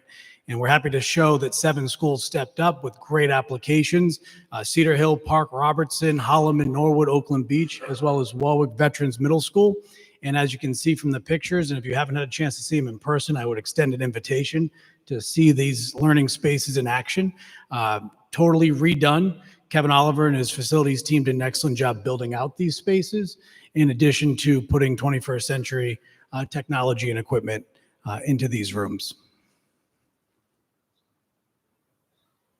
Additionally, coming at you in August of 2024, RIDE has also funded outdoor learning spaces. A little bit of a different process. Here, they sought 1 application from each district for a school that the district chose to put forth to receive this funding from RIDE. We had 7 applications instead of 1, so we made the decision to go ahead and let RIDE tell us which one out of the 7 that they preferred, and they chose all 7. So they funded $100,000 times 7 schools for $700,000 to outfit outdoor learning spaces to extend those classroom walls and bring learning to the outdoors. Cedar Hill, Greenwood, Hoxie, Norwood, Oakland Beach, Robertson, and Wyman are on the docket for completion by August, this coming August. So we're looking forward to that. Another improvement that we made as a district about a year ago, and I'm going to turn it over to him right now, is Mr. Danny Magiacomo, who's our safety coordinator, a new position in the district that was supported by the superintendent and the school committee, and turn it over to Mr. Magiacomo. Good evening. I'm not going to read through all these in depth, but partnership, communications. We can look at that all day long, but it's partnership and communications with our team. That's how we increase the safety and security in our school districts.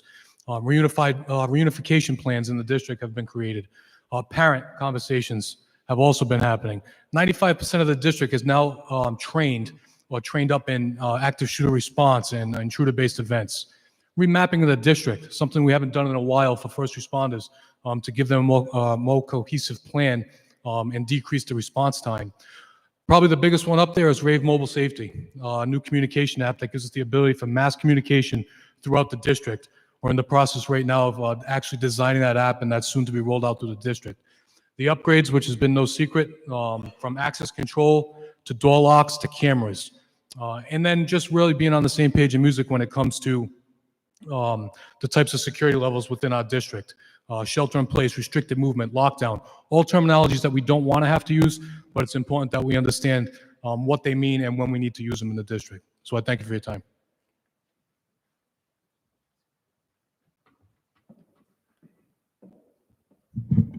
So in conclusion, I want to say how proud I am of all the accomplishments that the district has made by every teachers, principals, school committee, district administrators, how we all work together to accomplish many, many things.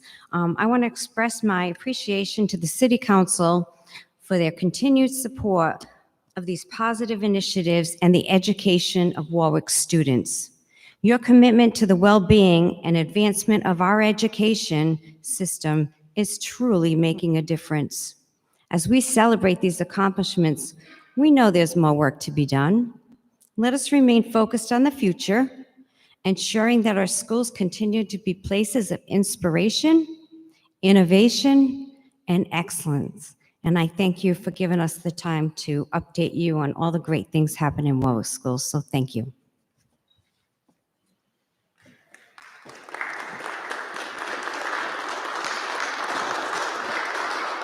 Thank you very much, Superintendent, and everyone who came out. As I said, we are one community, and the education of the residents of Warwick and our students is the top priority for everyone. And thank you for taking the time to come out, and welcome back anytime. So thank you.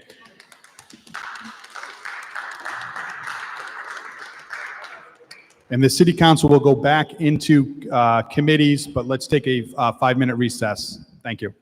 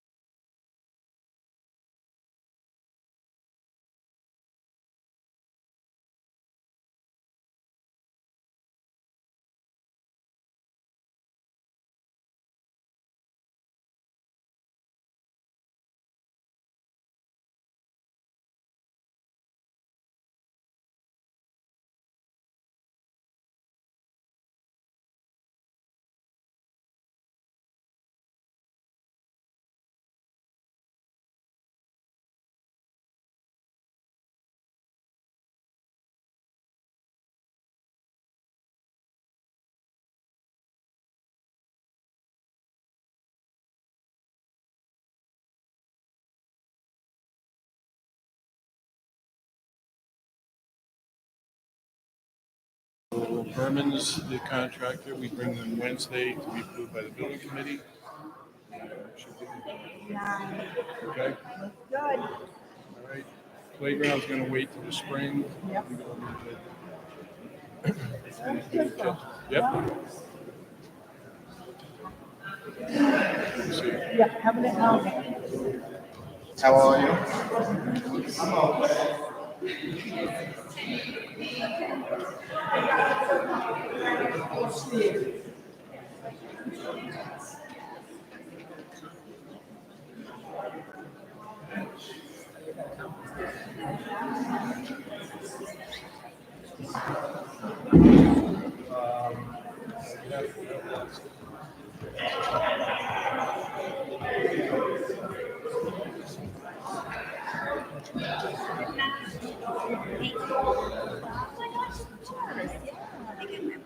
Yeah, just to stand up, just to stand up.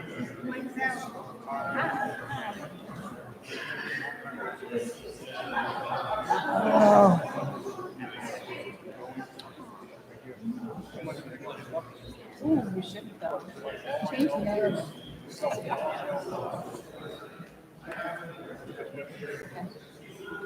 Good night. Good night. Good night.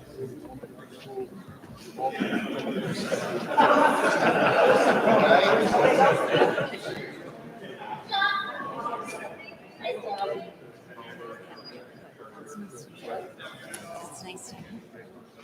Thank you. It's nice to meet you. Oh, yeah, that was good.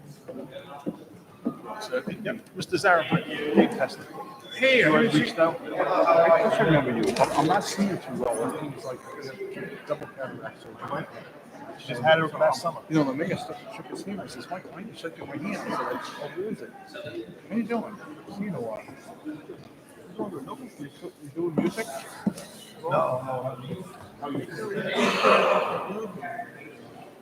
Oh, no, he's one of those. Good. We're about to send out a hopefully tomorrow we approve a bid that for the project manager. Except one, to make the contract. All deals I know. Yeah, I know. I guess we all know. Thank you for speaking.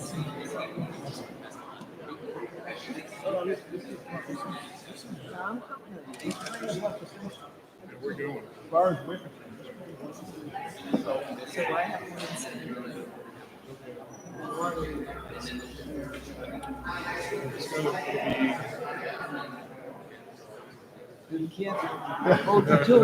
That's why I'm being very, see, it's a state, it's a process. So the building will get built, kids will move over, rip down the old building, build schools, and then you do the parking. So it's really. I'm not worried about the athletics, I'm worried about that. And I've got two, 1 and 6 and 7.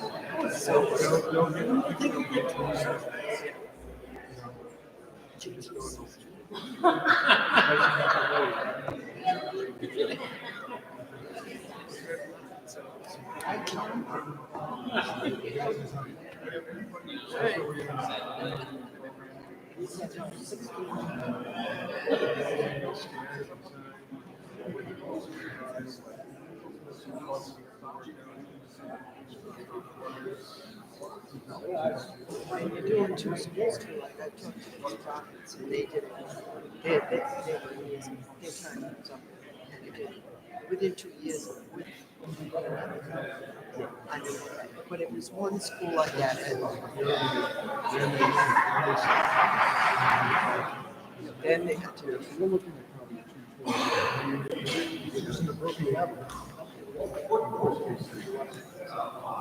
10. So she might have to even 7. I won't. Thank you for your remarks. Appreciate it.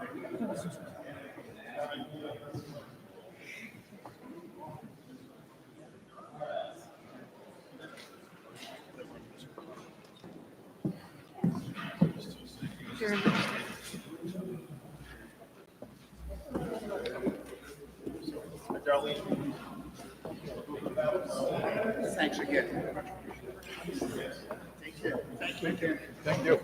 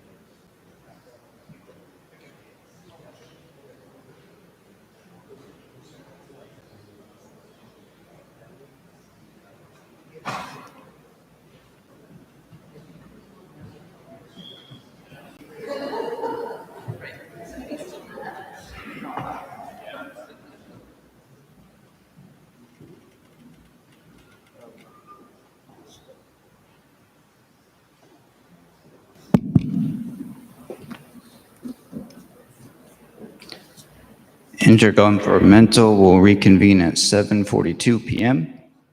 As a reminder, we have before us PCR 127-23 and PCR 128-23, both in regards to Warwick Neck Lighthouse. Not going to read the titles again because I already did earlier in the evening. So we have a number of people here for other items and other committees. So my proposal would be to continue the discussion in the full council for those of us who still wish to speak on it. I know at least one council member does, besides myself. I haven't commented on it either, but there's no reason why we can't move it forward for discussion now and then discuss it in the full council later this evening. That way, those individuals who are waiting for various matters aren't waiting longer than they already have to be. I mean, if you're game for one, sure. Be for the purposes of discussion, though. That way we. Yeah, for purposes of discussion, move PCR 127-23 and PCR 128-23 to the full council. Yeah, do we have to do them separate, seeing as everything's been joint so far? All right. Is that a joint motion? Yes. All right, I'll second it. All in favor? Aye. Aye. All right, so those two will proceed to the full council without a recommendation. They're just going for the purposes of discussion.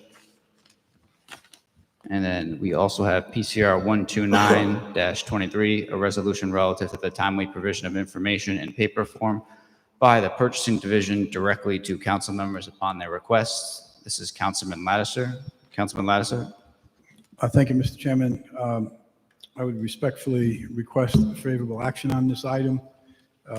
I assume you would be taking comment at this time? So I was going to wait till after you spoke, but my preference would be to move this forward for the purpose of the discussion. That way we can, for the same, no reason for me to reiterate, but for the same reasons. Obviously, we would still first afford the public the opportunity to speak on it if they so chose. I'm fine with that, Mr. Chairman. All right. Does any member of the public wish to speak on PCR 129-23? All right. If not, can we have a motion for the purposes of discussion for the full council? I make a motion to move PCR 129-23 to the full council for discussion purposes. Motion made and seconded. All in favor? Aye. Aye. Is that all right on your end, Solicitor?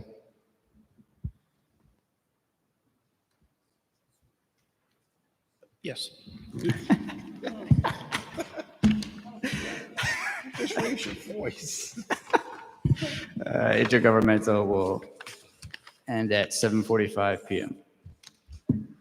Thank you very much. The next committee to meet is the Appointments Committee, and that can take place at this time. No, I got that. Oh, you got that too? I'm leaving. Oh, that's why. The public properties on that. Bye.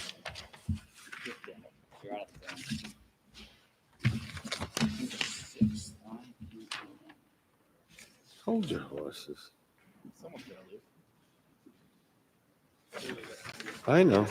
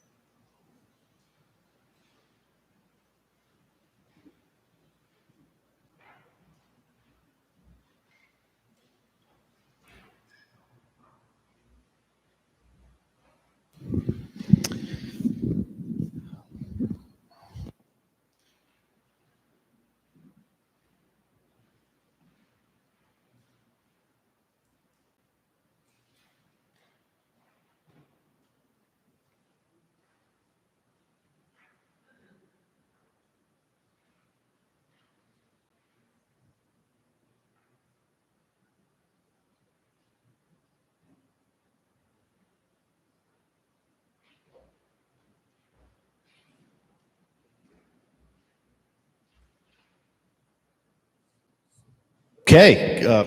Wow. All right.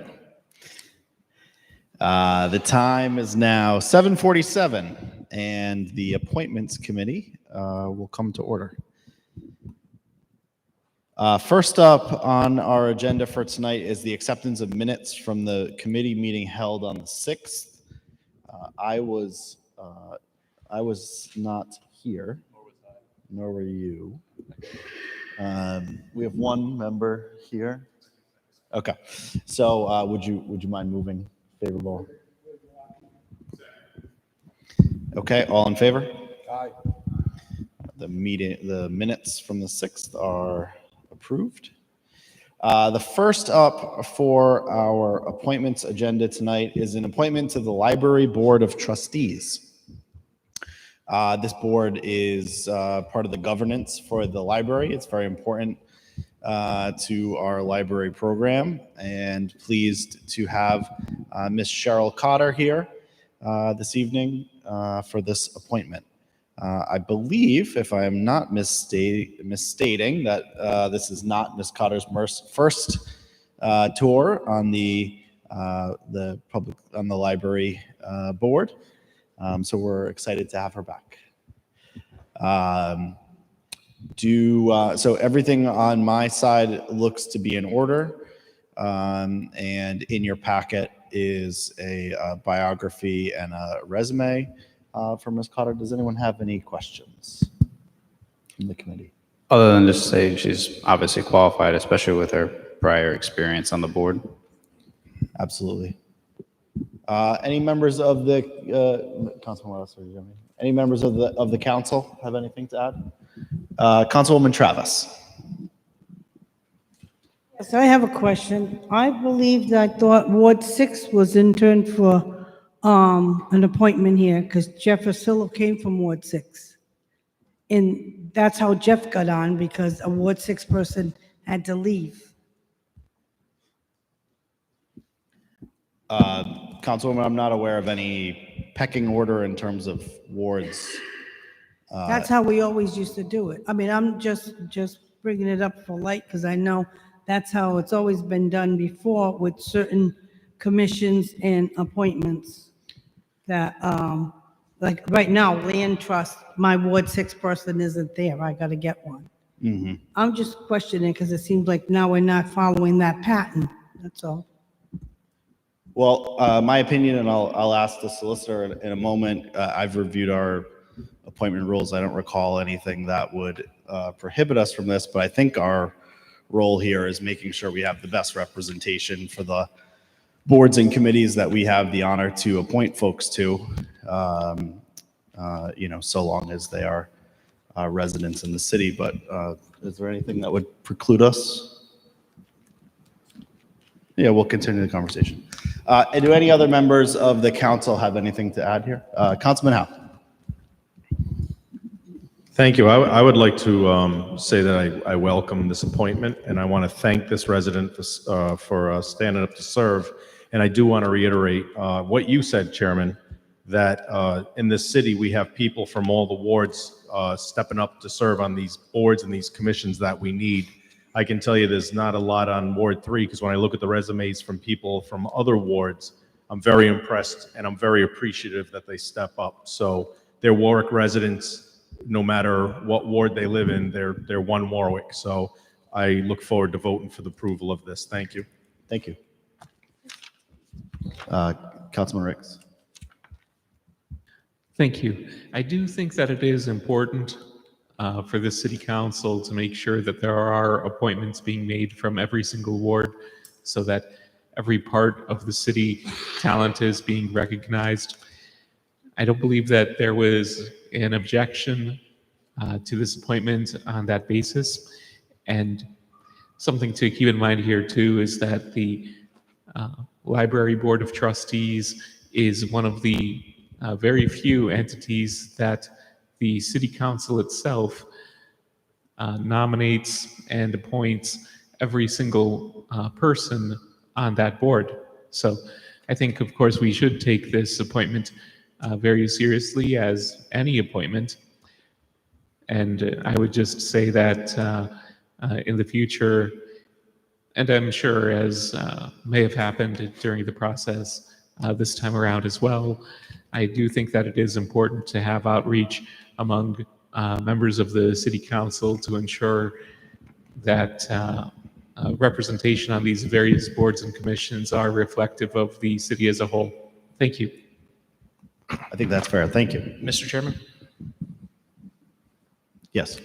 Just to clarify the question. So the Warwick Public Library is under Article 8 of the Charter of the city. Section 8-22 establishes the public library, Section 2 of which lays out the establishment of the Board of Trustees, election terms, and vacancies. What's important to note here is it is a 7-member board. So obviously we have 9 members of the council, so there is not a one per appointment from each ward of the city. And furthermore, the charter does not spell out that it is so designated to any particular ward or appointment, that they have staggered terms that separate the 7 members, but they do not specify that any residency requirement. Thank you. Council President, did you have something? No. Thank you, Mr. Chairman. No, I just want to thank Cheryl for volunteering to serve on this board. If you look at her resume, it is very impressive. I mean, it's a perfect fit here.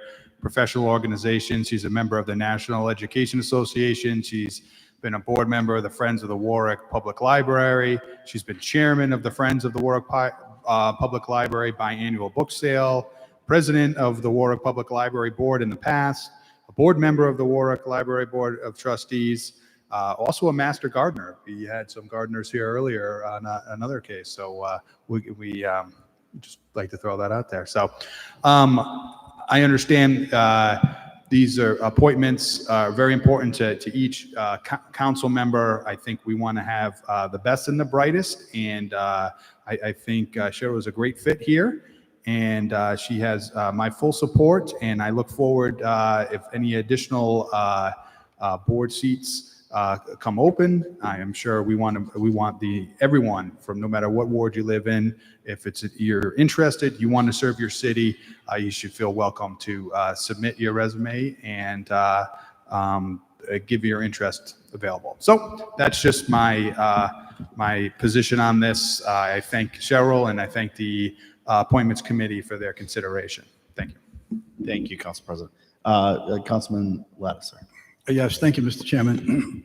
Excuse me. I have also known Cheryl Carter for a very long time, and I do not disagree with her qualifications and her capabilities. I do question the process. And the process, since I've been on this council, which is 11 years, is wards would have certain, let's say, first referrals for someone to serve on a particular board or commission. And this particular position that's being replaced is a Ward 6 position. So if I may, through the chair, I would like to ask Councilwoman Travis, had anyone approached you about this appointment? About the change? No, I submitted someone, that's all. I'm sorry.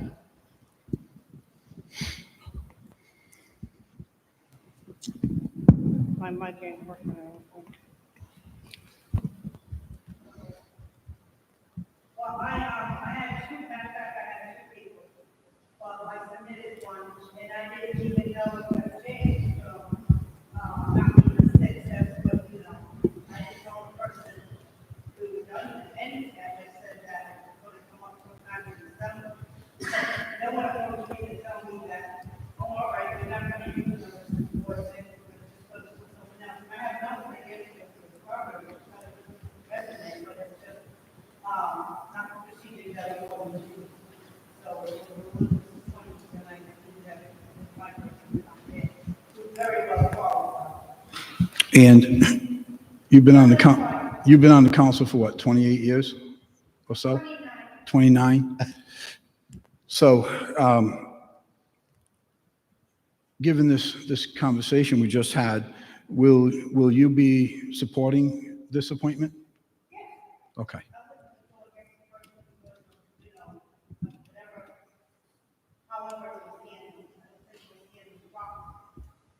Okay. Thank you, Mr. Chairman. I'm all set. Not a problem. Do we have comments from any other members? Councilman Sinati. So just a thought regarding just this particular board, because it's via the charter, a suggestion that might be good for us down the line. So if and when we amend the charter, add 2 seats, because there's no way right now to do the process as it's been referred to as a ward-to-ward change, because that's inherently unfair on a board with 7 seats. But regardless of what the process is, when there's only 7 seats, 2 wards aren't going to be represented. Just a fact. So it definitely makes more sense in the long term, unless I'm missing something, and I very well may be, to have 2 more members. Just add them via charter change when we do that. This seems like an easy win. Councilman Lattiser. I agree with Councilman Sinapi.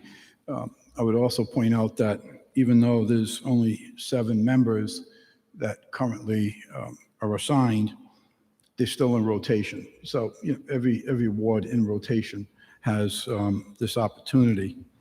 The issue here for me is about procedure. That's all. And with that said, as I mentioned earlier, I've known Cheryl Carter for a long time. Outstanding individual, outstanding resume. I think we need to stop paying attention, to some of the procedures and policies. And by the way, there were several people commented about, including 2 of my colleagues on this side, about we want qualified people serving in those seats. And long before the majority of my colleagues were on this council, that was one of the things that I would be constantly jumping up and down about. Because I agree, it is more important to have a capable, qualified, willing person serving on a committee as opposed to politics taking over. Right. And, getting things done because somebody owes somebody, whatever. So I've been screaming and jumping up and down about that for years. I don't walk away from that. But I think it's important to at least have communication when something is going to be changed so that, there's a heads up on it. So that's all I got on this. But I'm in full support of Cheryl Carter. Yeah, I mean, I think thank you, Councilman. I think that's helpful, feedback for me, being in my 3rd year on the council. I don't certainly have the multiple decade tenure that either you or Councilwoman Travis had. And so, I can only rely on published rules and, the guidance that we've actually taken the time to put pen to paper on, and my priority here on the appointments committee has been to identify and put forward members who will make a strong contribution to the boards and committees that they're being asked to serve on, especially this one, which has fiduciary responsibilities, has oversight, and it's a meaningful post in terms of the governance of the library, which is a critical institution within the city. So I know that there were other interested parties, and I prefer to not go down the road of how we landed here. But I think Ms. Cotter is an outstanding nominee for this, and I hope that my colleagues will support her. Councilman Howe. I debated on making this comment because I understand I already spoke, and I thank you, Chairman, for allowing me to make this comment. But I just want to identify what seems to be the contradiction that I just listened to, and it's frustrating because there's always a lot of conversations in these chambers about, I literally listen to, it's our turn, our ward's turn to appoint someone, and then in full agreement, I heard, I fully agree with you, And I'm sick of hearing people say that I want this to be an open appointment, and it shouldn't be, I know someone in political appointment, which is basically a contradiction of what I just heard. To go back to the original conversation that we had with this appointment and with this recommendation was, we had people apply that were put forward by the wards. There are seven slots, there were 9 council wards. The administration, we put forward, someone is selected, someone with a resume that comes before us that we look at.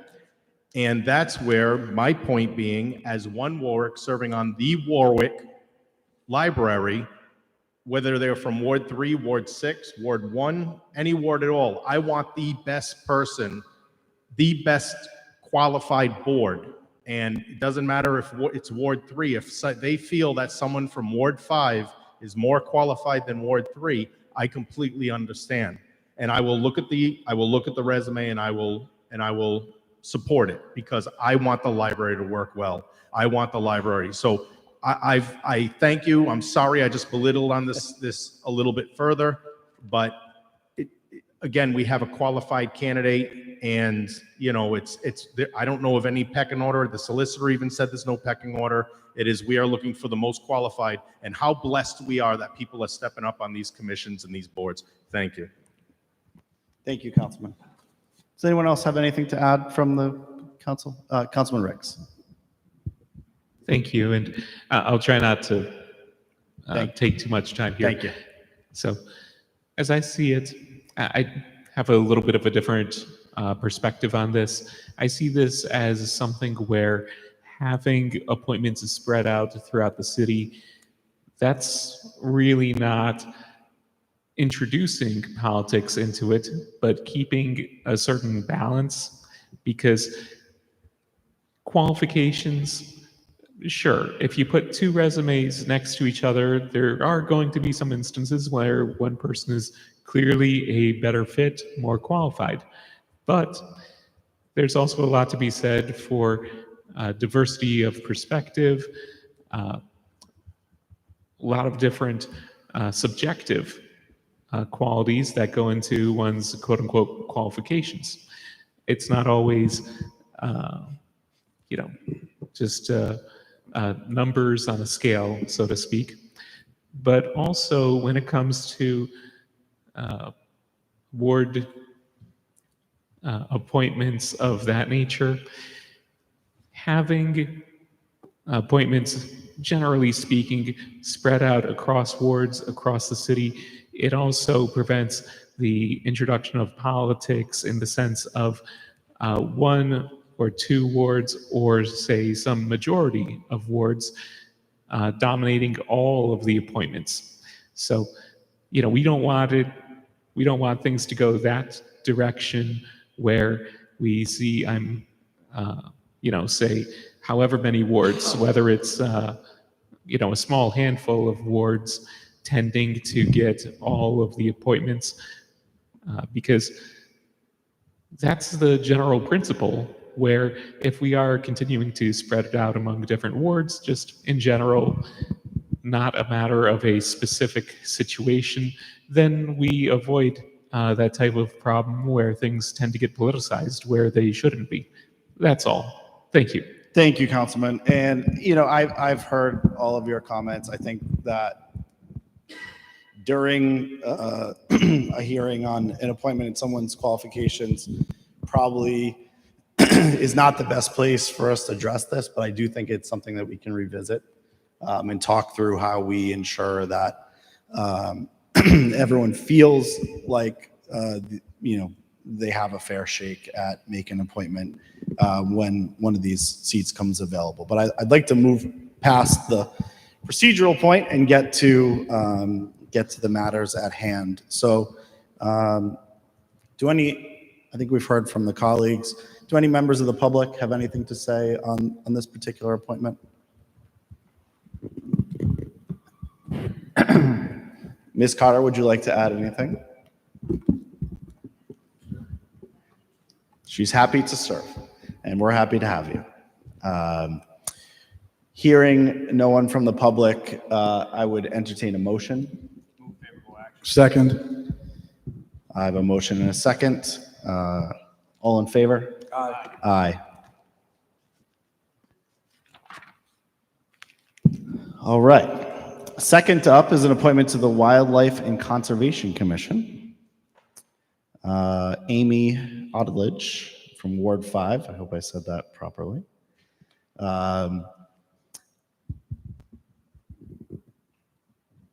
Similarly, we have a biographical statement. My dear friend Martha Cruciani also was sharing with me a number of Warwick Beacon articles about some of the work that Amy has done in the city with pollinators and pollinator pathway, and she seems like a natural fit for the Wildlife and Conservation Commission. But do any of my colleagues have anything to, any questions or comments? Councilman Lattiser. Thank you, Mr. Chairman. Ms. Cottage is, as you see, a resident in Ward 5, and obviously she has an impeccable resume here as well, and I'm happy to have her volunteering to serve in this capacity. And I would certainly support her for the position. Thank you. Councilman Sinapi. Councilman Lattiser stole all the good stuff. I just feels worth mentioning that her degree in business certainly can't hurt either for the purposes of making sure we handle this right. Great, thank you. Yeah, and the Wildlife and Conservation Commission has done a lot of great work, including if you walk through many of our nature trails, you'll see trees marked with signage as to what the tree is and informative pieces at the recently preserved Dolly Farm.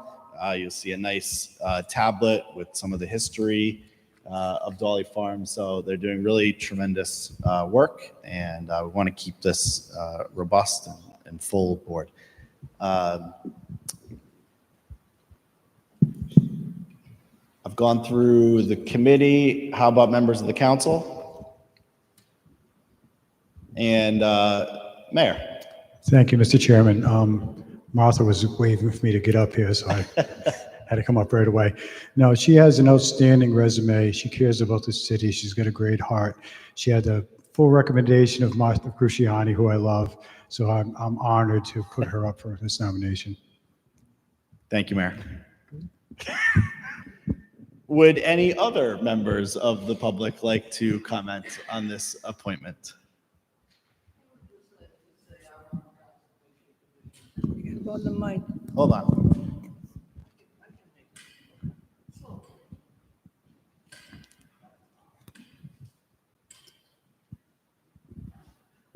I just want to say I'm on the Conservation Commission, and it's very exciting to have her join us.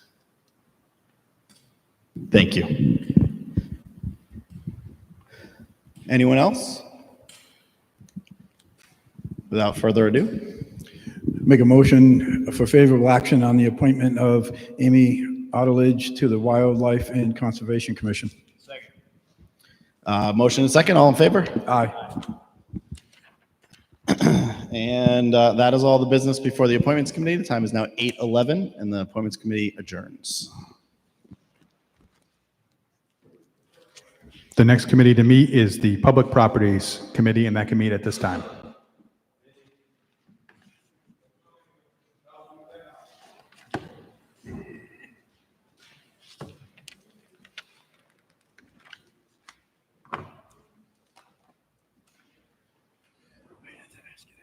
That's right. No, that's okay. That's his resume. He's got a good resume.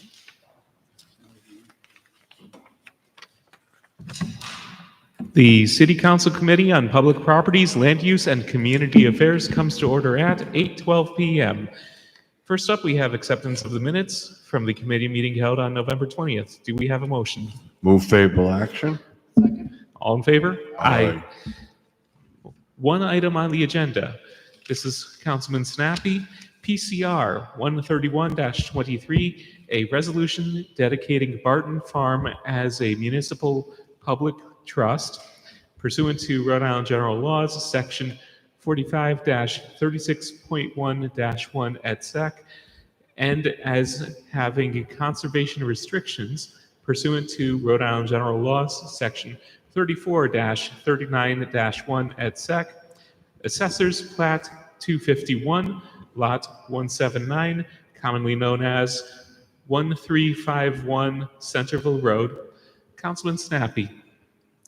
So we need the zoning ordinance change to go into effect before this is actually passed.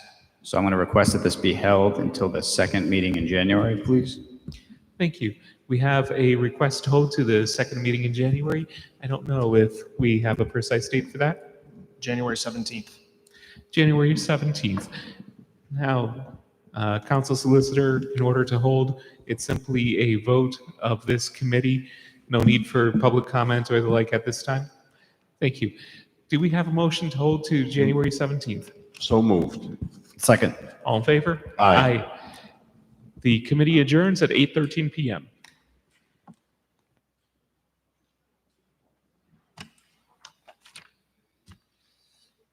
Do we start at the beginning now? Are we starting at the beginning now? I don't know where the hell I am. Got so many goddamn papers. Here's the. No, that's not it.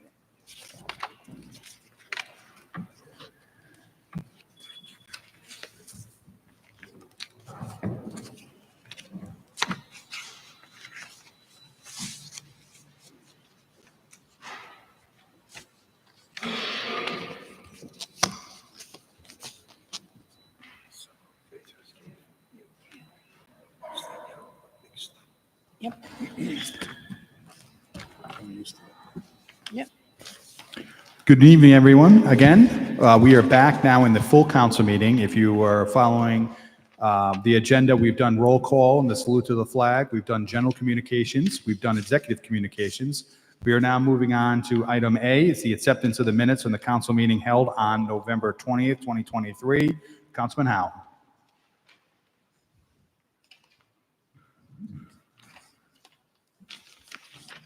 Thank you. Move favorable action on the minutes. Second by Councilman Foley. All those in favor say aye. Aye. Any opposed? Any abstentions? Okay. We're moving on to item number 1 on the agenda. This is appointments requiring confirmation. First up is the Library Board of Trustees Committee Report Appointments. The committee recommended favorable action. For action, Councilman Gephardt. Move favorable action. Second by Councilman Lattiser. Okay. Any questions or comments that were not asked earlier this evening in committee? Hearing none, the clerk will call. Hearing none, the clerk will call the roll for favorable action on this appointment. Yes. Yes. Yes. Yes. Yes. Yes. Yes. Thank you. The appointment passes. Next is the Wildlife Commission Committee Report Appointments. Committee recommended favorable action. For action, Councilman Lattiser. Move favorable action on the appointment of Amy Odelich to the Wildlife and Conservation Commission.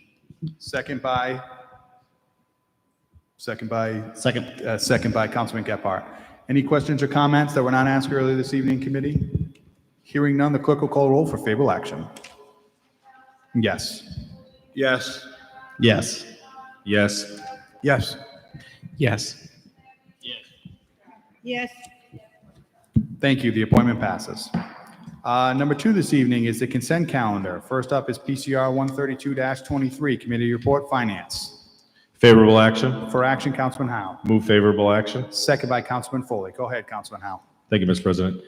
PCR 132-23, bid 2023-406, bid 2024-308, bid 2024-275, bid 2023-319, bid 2023-168 Alpha, bid 2023-452, bid 2021-387, bid 2024-310, bid 2024-293, bid 2024-285.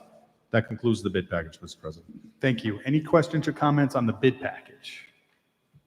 Okay, next up is PCR 133-23, a resolution relative to abatements. Committee report, Finance. Favorable action for $28,918.05. Okay, for action, Councilman Howe. Favorable action. Second by Councilman Foley. And the new number? $28,918.05. Okay, any questions or comments on the abatements? Okay, next up on the consent calendar is PCR 134-23, resolution relative to claims. Committee report, Public Safety. Request favorable action. For action, Councilman Foley. Move favorable action. We have a number of claims. We need a second first. Second by Councilman Howe. Go ahead, and Councilman Ricks. Yeah. For Kimberly Gilbert in the amount of $300. Elizabeth Gray in the approved in the amount of $154.96.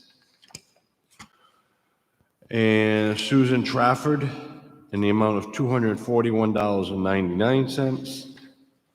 And Gail Wolfenden.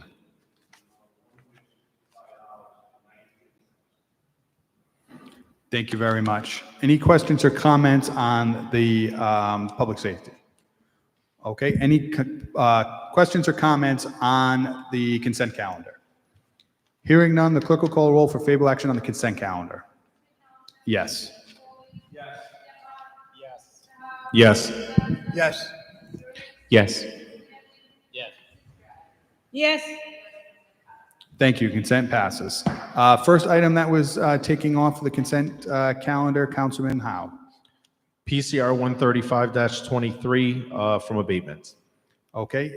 Favorable action. Favorable action for action, Councilman Howe. Favorable action, second by Councilman Foley. And the new number, Councilman Howe? For PCR 135-23, $968.80 favorable action. Okay, that's been moved in second. Any questions or comments? Okay, I believe we're going to have some abstentions on this one. The clerk will call the roll for favorable action on PCR 135-23. Yes. Abstain. Yes. Yes. Yes. Yes. Thank you. Thank you. Motion passes. Second item taken off the consent calendar, PCR 136-23, committee report, public safety. December 18th. Hold to December 18th. The third claim, or the second claim, committee report, which is now PCR 137-23, committee report, public safety. Hold till the same meeting, December 18th. Okay, hold to December 18th. Next up is unfinished business. There is none.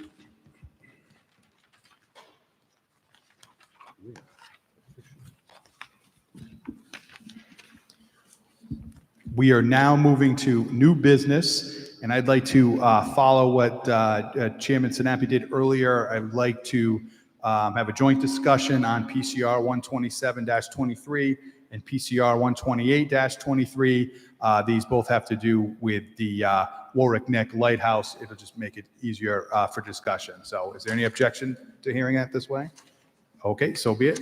So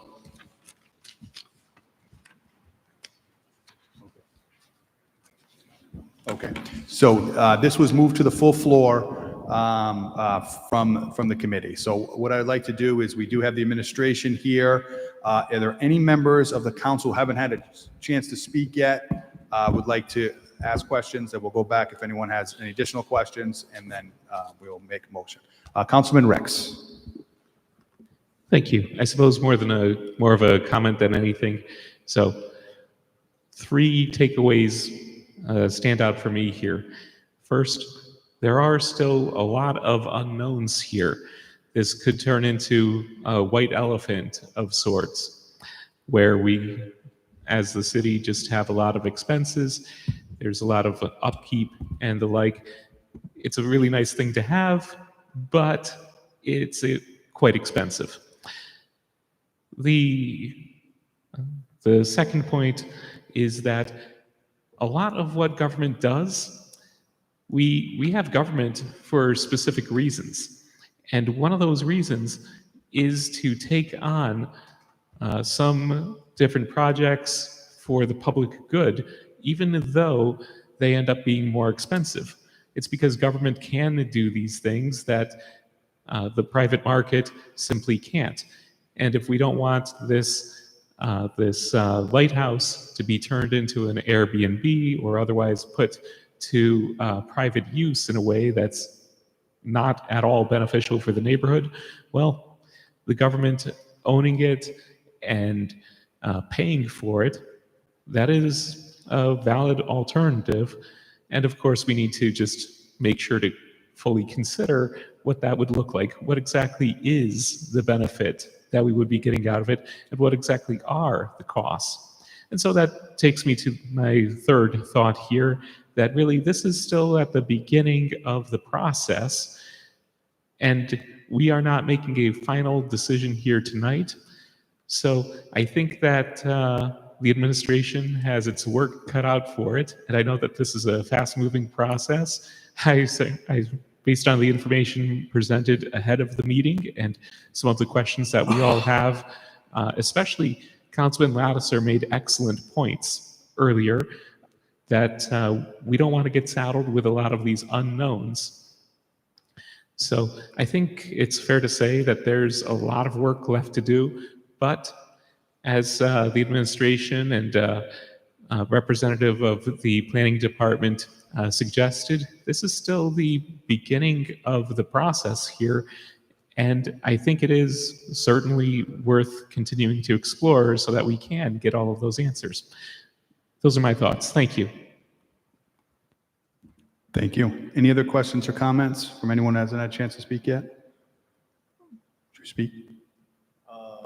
Yeah, you did. I did. Any other questions or comments? All right, we'll open it up for anyone who would like to speak again from the council. Councilman Lattiser.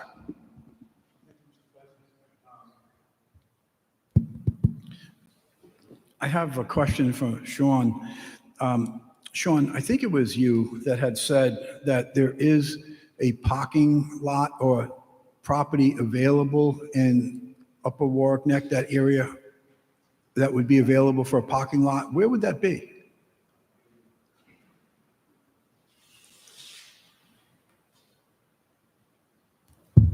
Good evening, Sean Henry, Planning Department again. Yes, Councilman, there is, I'm sorry, were you referencing the lot or the spaces on the property?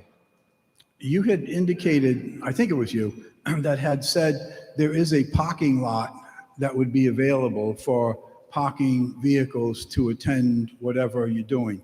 Oh, where is that? So if you go down Rocky Point Avenue, on the right side at the end, before you make the turn to go into the main Rocky Point entrance, there is there's an adjacent side lot that the city already owns as part of the city's parcel that it owns of the Rocky Point Park.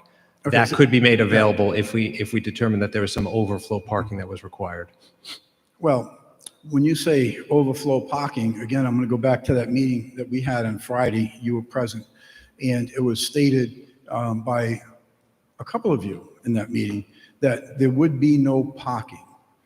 We would have limited hours from 10 to 2, those type of things. This parking lot that you're talking about, I'm going to guess it's probably a half a mile away from the lighthouse. So that would require transportation of some sort by someone. So it's not like there's a parking lot right next to the lighthouse that we can use. I'd also point out, to touch on comments from Councilman Ricks. So the Coast Guard is getting rid of all these lighthouses, and they're getting rid of them because they're too expensive to maintain. That's why they're getting rid of them. So to another point, for us, whatever decision we make this evening, for this city council, it is the final decision. You don't have another bite at the apple. It's not coming back to you to make a decision. There'll be other decisions made by other entities, but it's not going to be by us. So I stated a lot of my concerns earlier. We've heard tonight office space. Office space means you have to have ADA compliance. You're going to have the historical issues in terms of renovation considered in this. As I said earlier, those are very, very expensive. We don't know what they are. We don't. And there's nothing in this report that tells me there is. I know that, at least I don't have it, we have no engineering reports. We have no lead reports, no asbestos reports, no mold reports. We have no historical upgrade costs. You ever try to replace a molding on a historical building? Good luck to you, because you may end up having to have tools and dies made in order to replace that molding. So we're not talking monopoly money here. We're talking serious money. And my concern is that it has not been presented to us. Not even a best guesstimate has been presented to us. What happens if there's a catastrophic incident up there? Keep in mind, it's been talked about numerous times that Warwick Neck is a peninsula if we have a catastrophic incident. Warwick Neck becomes a peninsula. We're responsible for having to move, relocate, whatever needs to be done with that lighthouse. I haven't seen anything in this report or the documents that we have that speak to the building code requirements and the upgrades. If you remodel 50% of a particular building or a deck or whatever, you got to bring it up to the current codes. I haven't seen anything of that. The mayor, in his comments earlier, he mentioned that he was going to put in his budget $60,000 a year for 5 years. That's $300,000 of the $700,000 that those upgrades are calling for. Now, to the mayor's credit, it is stated in here that we don't need to do all of these upgrades today. We're going to need to do a lot of them tomorrow. And if you think you're going to do any type of entertaining, any type of functions, any type of museum, any type of rentals, then it's going to have to all be compliant. And also, I know the mayor stated this in jest earlier. He said that these folks have deep pockets. And God bless them. They earned whatever they have. They deserve whatever they have. But there's also a lot of people, a lot of taxpayers in the city of Warwick who do not have deep pockets. And when you're going into something, issuing a blank check, which is essentially what this is going to do, it's going to issue a blank check. If the city of Warwick is awarded this opportunity, they've got a blank check. There's no numbers in here that they're locked into at all. So I'll leave you with this thought. Giving all of the things I've identified that we do not have, and I would expect in any type of financial decision that I have to make, that I would have those numbers, I'll just leave you with this thought. If you fail to plan, you plan to fail. With all of that said, because of those reasons, not because I don't want the city of Warwick or the Warwick Neck Association to take over this lighthouse, but I can't support something that I don't know what is it going to cost the taxpayers, those that can afford to pay and those that can't afford to pay. So with all of that said, because of those reasons of not having the financial information, answers to the questions that I've been proposing here this evening and as of last Friday, I will not be able to support this. Thank you. Thank you. Councilman Gephardt?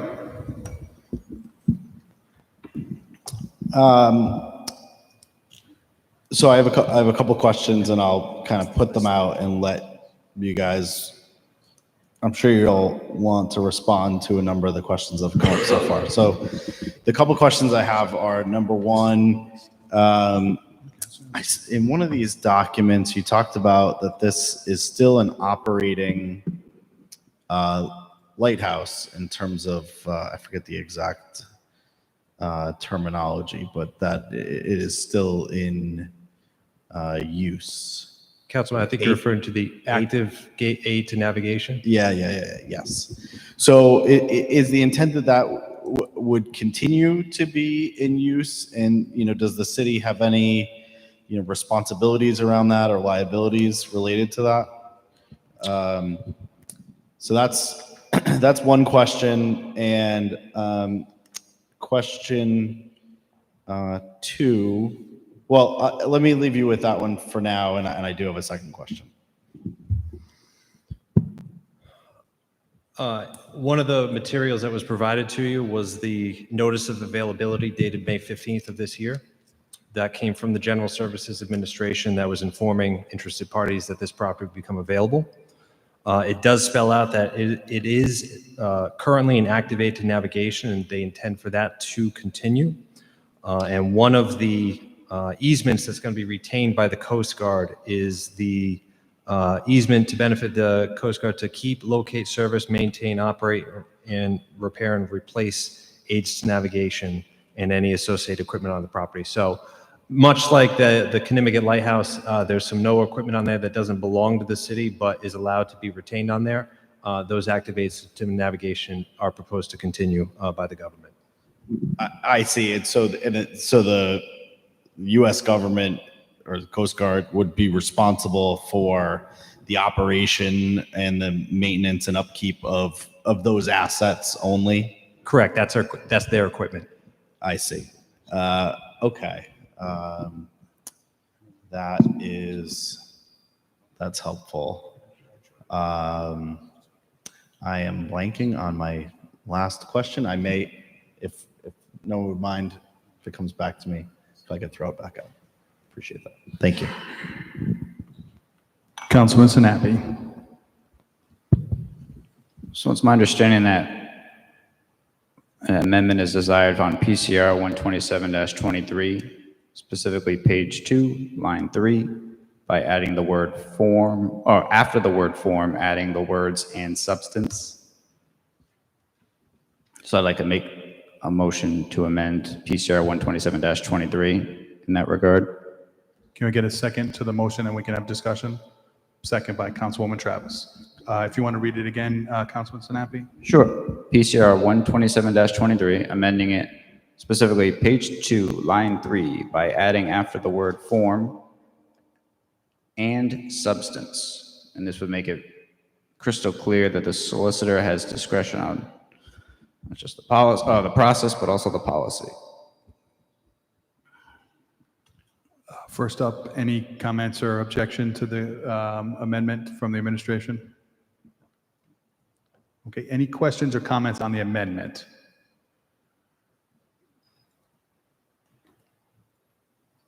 No? Okay, we'll vote the amendment then. So the clerk will call the roll for favorable action on the Sinapi amendment. Yes. Yes. Yes. Yes. Yes. Yes. Okay, it has been amended. Councilman Sinapi, you still have the floor. And so regarding the project as a whole, I mean, based on everything we've heard tonight, obviously it is not the last step. And just a random fun fact, it's oddly enough not in a FEMA floodplain according to the federal government, which is interesting. But I like the fact that there's a wide range of uses spelled out by the feds, as opposed to just keeping us locked into one and done. We obviously do have the time crunch, and I get that people are worried about lack of information, but I mean, I look at it as whenever you buy property, there's always way more information that you want that you're not going to get. It's just how it works, and you find things out after you acquire. It's not ideal, it's not preferred, but that's just reality. The good news here is purchasing it from government source as opposed to a private individual. You get a bit more protections in that regard, but I'm worried about the alternatives of if we don't purchase it, especially the location. It would be in high demand, to say the least. That land's valued at well over $1 million already. You have a lot of enticing hotspots right around it. You got a golf course, et cetera. And that kind of brings me to my next point. It happens to be in a great location for our purposes too, because if we want to make it an attraction, it's located next to Rocky Point, it's located next to a beach, it's located next to a golf course. We've got a marina right down the road too. I mean, there's a lot going on over there. It's not like we'd be acquiring a property that's, very rural, not surrounded by anything. The odds are no one will ever go to it. This is not that. So we got a lot of things going for us.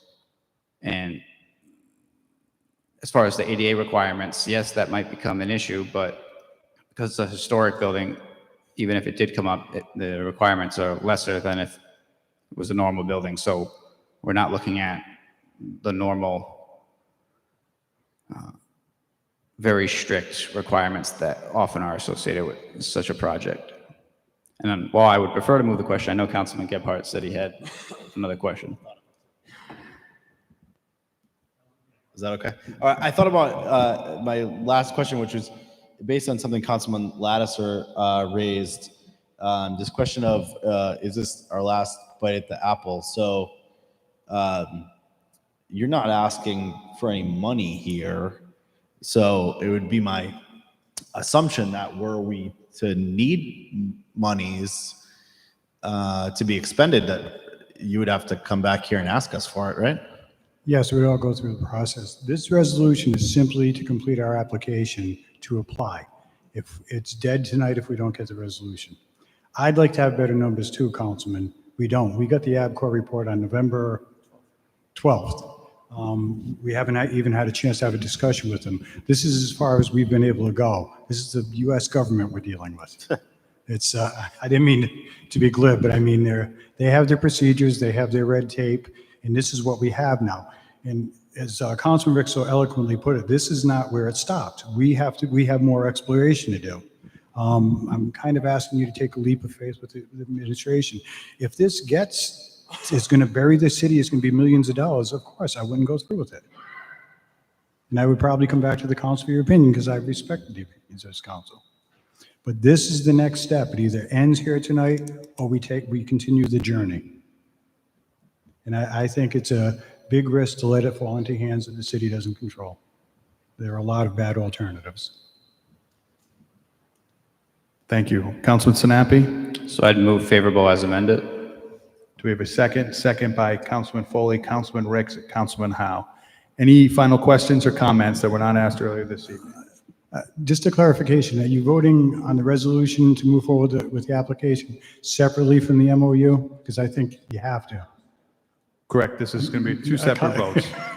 Okay. This is PCR 127-23 as amended. So that we passed the amendment. So this is as amendment, and then we'll take another vote. So the clerk will call a roll for favorable action on PCR 127-23 as amended.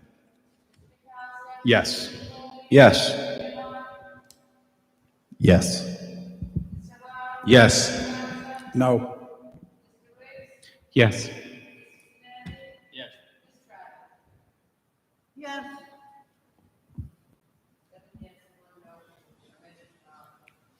Favorable action for PCR 127-23 as amended. Councilman Sinapi, as you were the chairman of this committee, can you make a motion for PCR 128-23? Move favorable action. Second by Councilman Foley and Councilman Howe. Any questions or comments? Hearing none, the clerk will call a roll for favorable action on PCR 128-23. Yes. Yes. Yes. Yes. No. Yes. Yes. Thank you. PCR 128-23 passes. Next up on the agenda is PCR 129-23.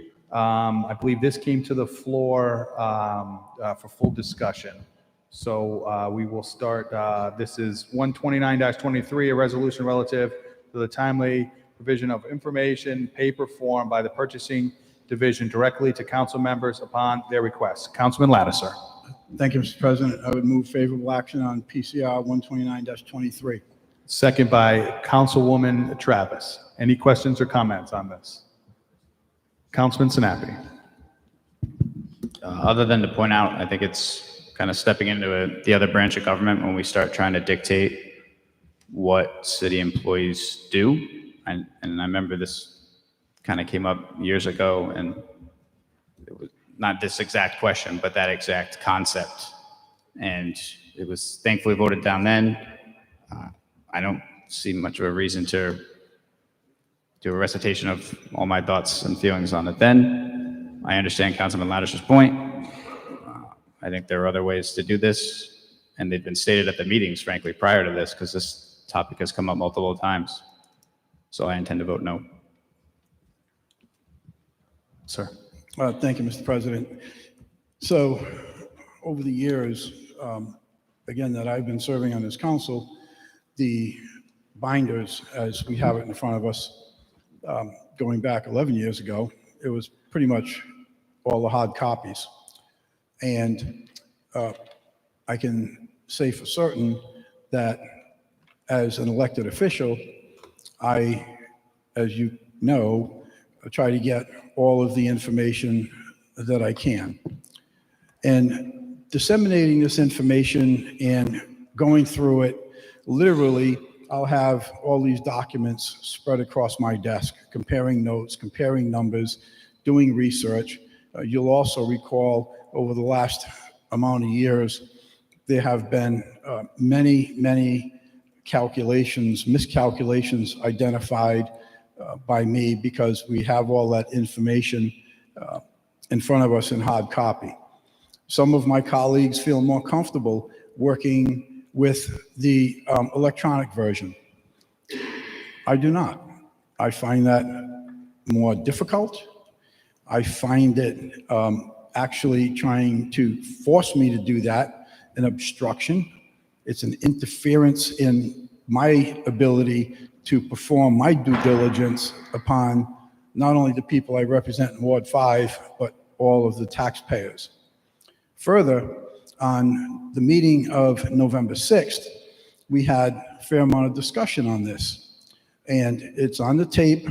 Feel free to review it if you'd like. It's somewhere around 38 or 39 minutes, I believe, into the meeting.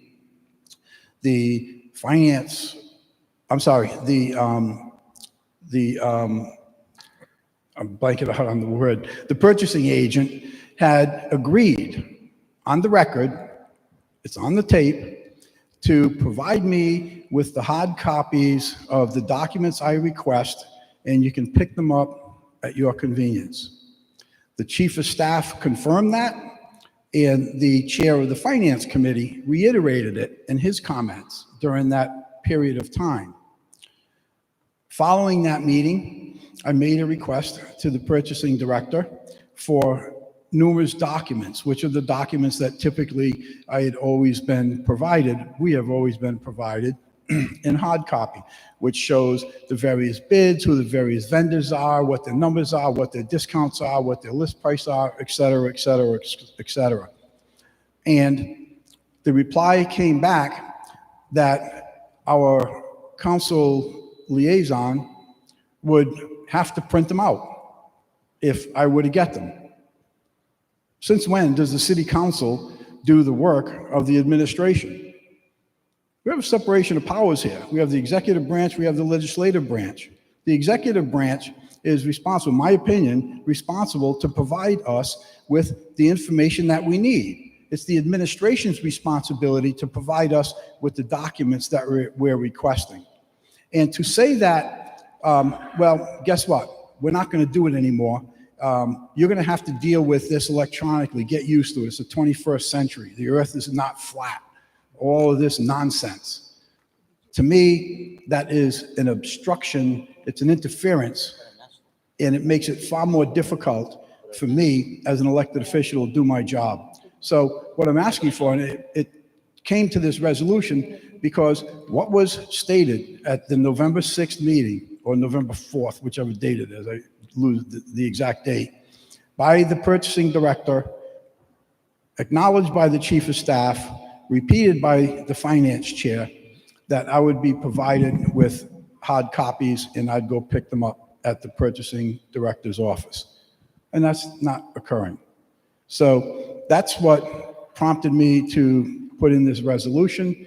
I'm looking for support on this to allow me to represent my constituents the best I can and the best that I know how. And I'd also point out that I'm not the only one that has perhaps difficulties with doing that type of job electronically. Some people have difficulties with it. I do my best when I've got the hard copies in front of me. I ran my entire business career that way. You know the history of that. I don't need to repeat it. So I'm asking for your support on that. It's also been stated that there's only maybe 2 or 3 of us on the council, so 8 or 9 or 7, you have no problem with getting it electronically.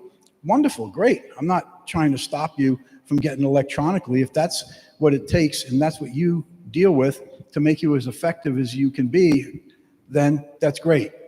But it doesn't work for me. So we don't have 9 people that we have to print these documents for. We have, in my case, I'm asking for myself. I'm not speaking for anyone else.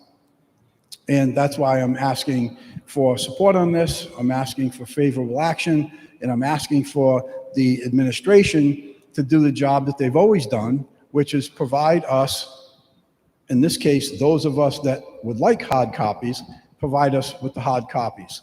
I think that it's wrong for the administration to dictate that responsibility and put that cost on us for the copy, the paper, the ink. There's time from our council liaison, who, by the way, works for 9 of us. She works for 9 of us. So now we're going to put more time on her end just because you want to punish Ed, right? Okay, you want hard copies? Great. We're going to make the council liaison go ahead and do them. I think that's wrong. So this is where I am with this, Mr. President, and I thank you for your time. Thank you. Councilman Gephardt. I am going to shock everyone here and say that I think this city should be moving to digitize every aspect of the way we do business, especially departments like DPW and work orders, like the clerk's office. We waste a tremendous amount of paper to shuffle around here, and it impacts workflow and efficiency. I know in the budget 3 years ago, it was suggested that we would look at an application for constituents to put in work orders when I think it was called See, Fix, Click, maybe. But I thought it was a good first step towards digitizing the way we do business. I think we absolutely have to move in that direction, and I will be pushing on the mayor's office to take that mantra into all departments. I do think that when someone for whatever needs they may have, requires some accommodation. They don't have a proper device, and we assume a lot when we are digitized in this body that everyone has a computer and everyone has a tablet and everyone has the means to be able to review this stuff electronically, and we certainly don't want to single any council person out or any member of the public out who doesn't have that access. And I think we need to make reasonable accommodations for folks who are in that situation. But I don't know that this resolution is going to. It's non-binding. I understand this is somewhat of a protest resolution. And I think there's perhaps other ways to come to some sort of reasonable understanding between the parties involved. But generally, I'm a big supporter of removing paper from our workflows and using computers and systems to do things that are better, served in those means.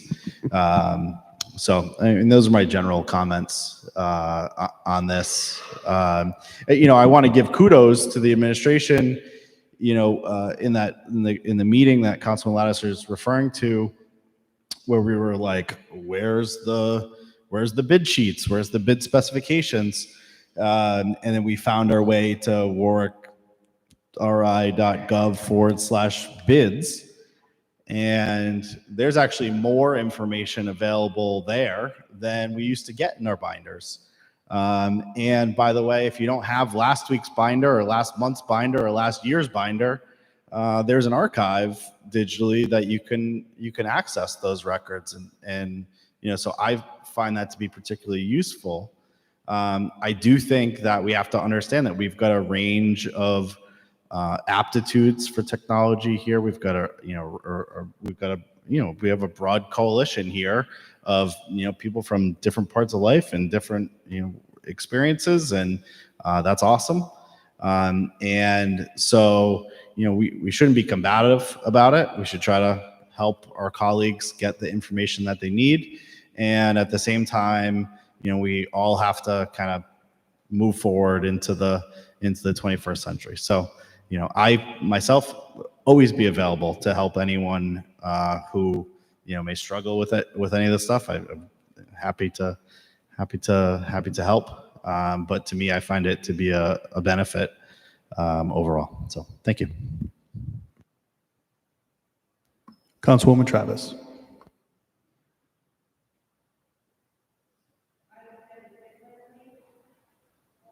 Not because I'm old or don't know what I'm doing, because I work in front of a computer 6.5 hours every single day.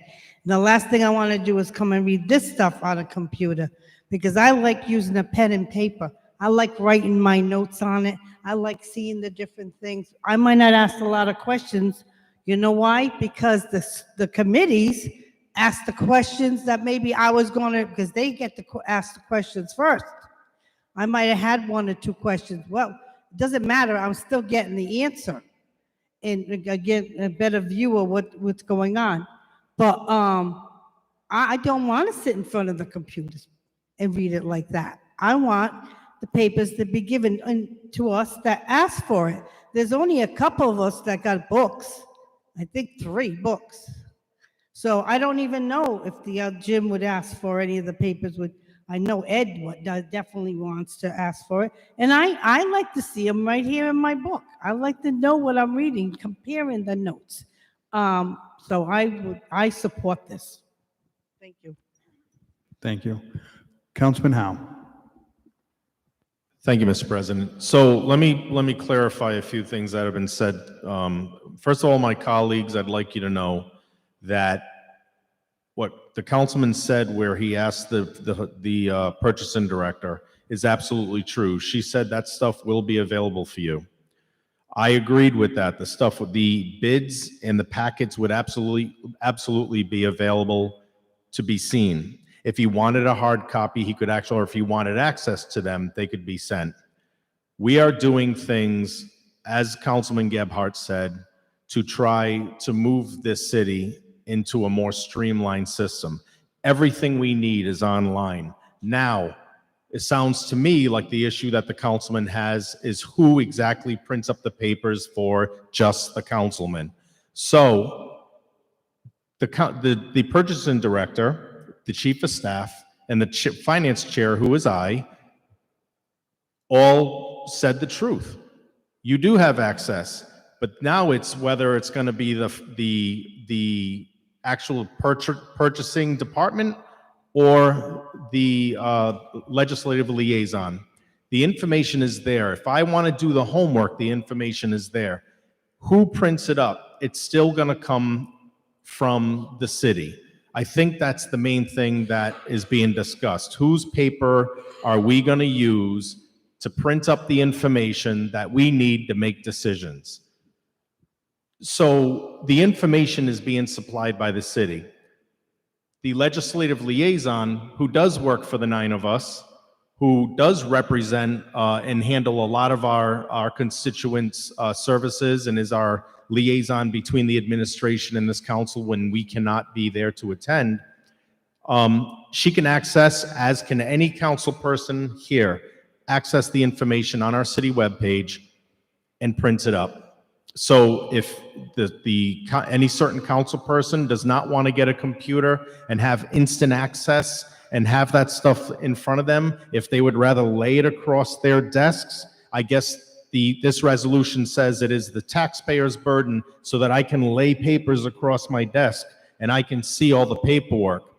And as well as it'll be the taxpayer's burden that we're going to have someone print up the binders that they can look at and screwing it across their desk so that they can identify and fine tooth whatever they're going to look for.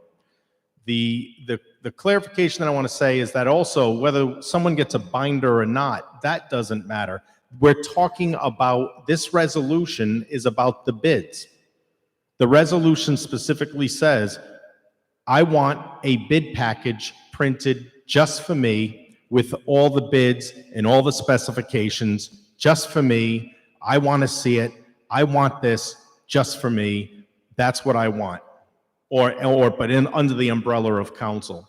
So, again, when are we going to move forward as a city? Understanding when are we going to move forward as a city where if we need something printed up, we can just actually have it printed up through the liaison office with a purchasing director that operates a multi-million-dollar budget and purchasing things, or through our legislative liaison in our office. So the purchasing director did not deny access to the material.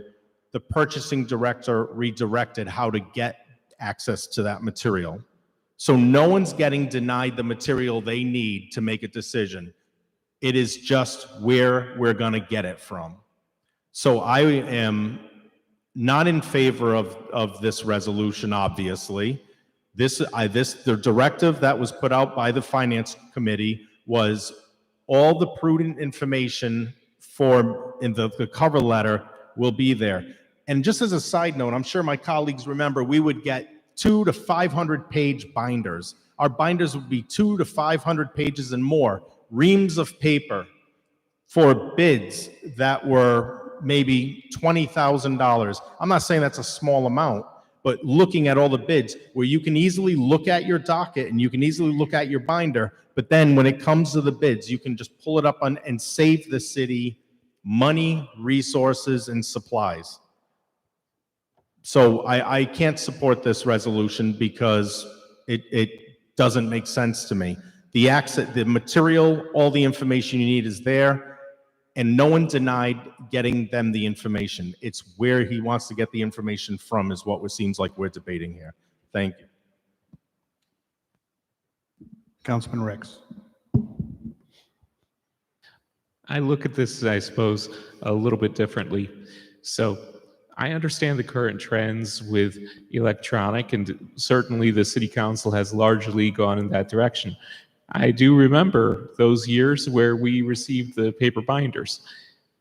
I enjoyed that. It was good. But, time goes on. I realized that, well, I'm looking up almost everything electronically anyway, and I simply bring my laptop or phone with me to the city council meetings, and I have all the info I need right in front of me. It's fine. But that's not how it works for everyone, and these are different circumstances. I'll give an example. So there's a very large law firm out there that I'm familiar with, and they made a policy to go entirely paper-free office, which maybe that works for some of their office locations. It's a mandate down from national to all of the local offices that they go paperless. But guess what? It didn't work for at least one particular branch that had a lot of litigation. Because when you go to court and you're there in the courtroom, you don't want to be scrolling through, all sorts of all sorts of tabs and documents in order to pull up what you need. You literally have to go to court with, say, 500 pages or 1,000 pages of documents. And that's simply how it has to be for those attorneys to function. And so next thing you know, you have an office with just a comically large wall of paper stored in banker's boxes, many feet tall, taller than me, that they can't actually put anywhere because National isn't recognizing the practical realities on the ground that paper is what attorneys need to get the job done. Another example, it's not just the attorneys, it's also the courts. Because when I go to court, and by the way, I come at this from a perspective of someone who loves the idea of the paperless office. I have my dual 24-inch screens set up on my computer. It's great. I love being able to stack 4 different windows or documents right in front of me at all times. I'm very proficient with that. I can type 80 words per minute easily. It's, I'm very comfortable with electronic records, but I myself find myself in the same position as those attorneys working for that national firm, where if I go to court, depending on the day, I better bring paper with me. It has a lot of uses even here in the 21st century. And by the way, with the courts, the judges want paper too. So even though the courts are supposedly largely paperless in some fashions, well, if you're presenting a memo, you have a whole bunch of cases and exhibits, the judges, they appreciate bringing that thick binder with a couple hundred pages of paper, even though the system is all set up there for it all to, in theory, be electronic. It just does not always work as intended in reality. And so here we have a situation where we have a colleague of ours who is asking for this resource to help him do his job more efficiently for him, do his job more effectively for him. I'm going to support our colleague getting the resources that he needs. Then there's the question of the allocation of resources. So should it be on the city to provide these documents, or should it be on, coming out of the city council budget and staff? Well, our city council budget and staff, historically, we have just not been set up that way. The city clerk's office has had more staff. Now, I'm not going to get into a debate about whether they are currently overworked and understaffed. I think that maybe perhaps they are overworked and understaffed, but I don't mean to introduce that debate in here. But I think we can all agree that historically providing those papered copies has been a function of the city clerk's office, and our city council staff is really not set up for taking on those kinds of additional responsibilities. I'll give an example. City of Providence. Anyone want to take a guess at how many members the Providence City Council has on its staff? It's a lot more than one person. We have one person on our staff. So I don't think that it's fair to our city council liaison to be burdened with these additional responsibilities that would traditionally fall to the city clerk's office. I think that if we're going to be starting to shift responsibilities, then maybe we should hire a second member of the city council staff. But the simpler solution is let's keep it with the city clerk's office. Let's give our colleague the resources that he needs to do his job effectively. And you know what? If it costs a little bit of paper is shockingly cheap. I found that out since I started my own business. Paper, toner, it's really not that expensive. It can be recycled. And let's not be penny wise and pound foolish. This is about getting a job done. So let's not worry too much about a few extra sheets of paper. Thank you.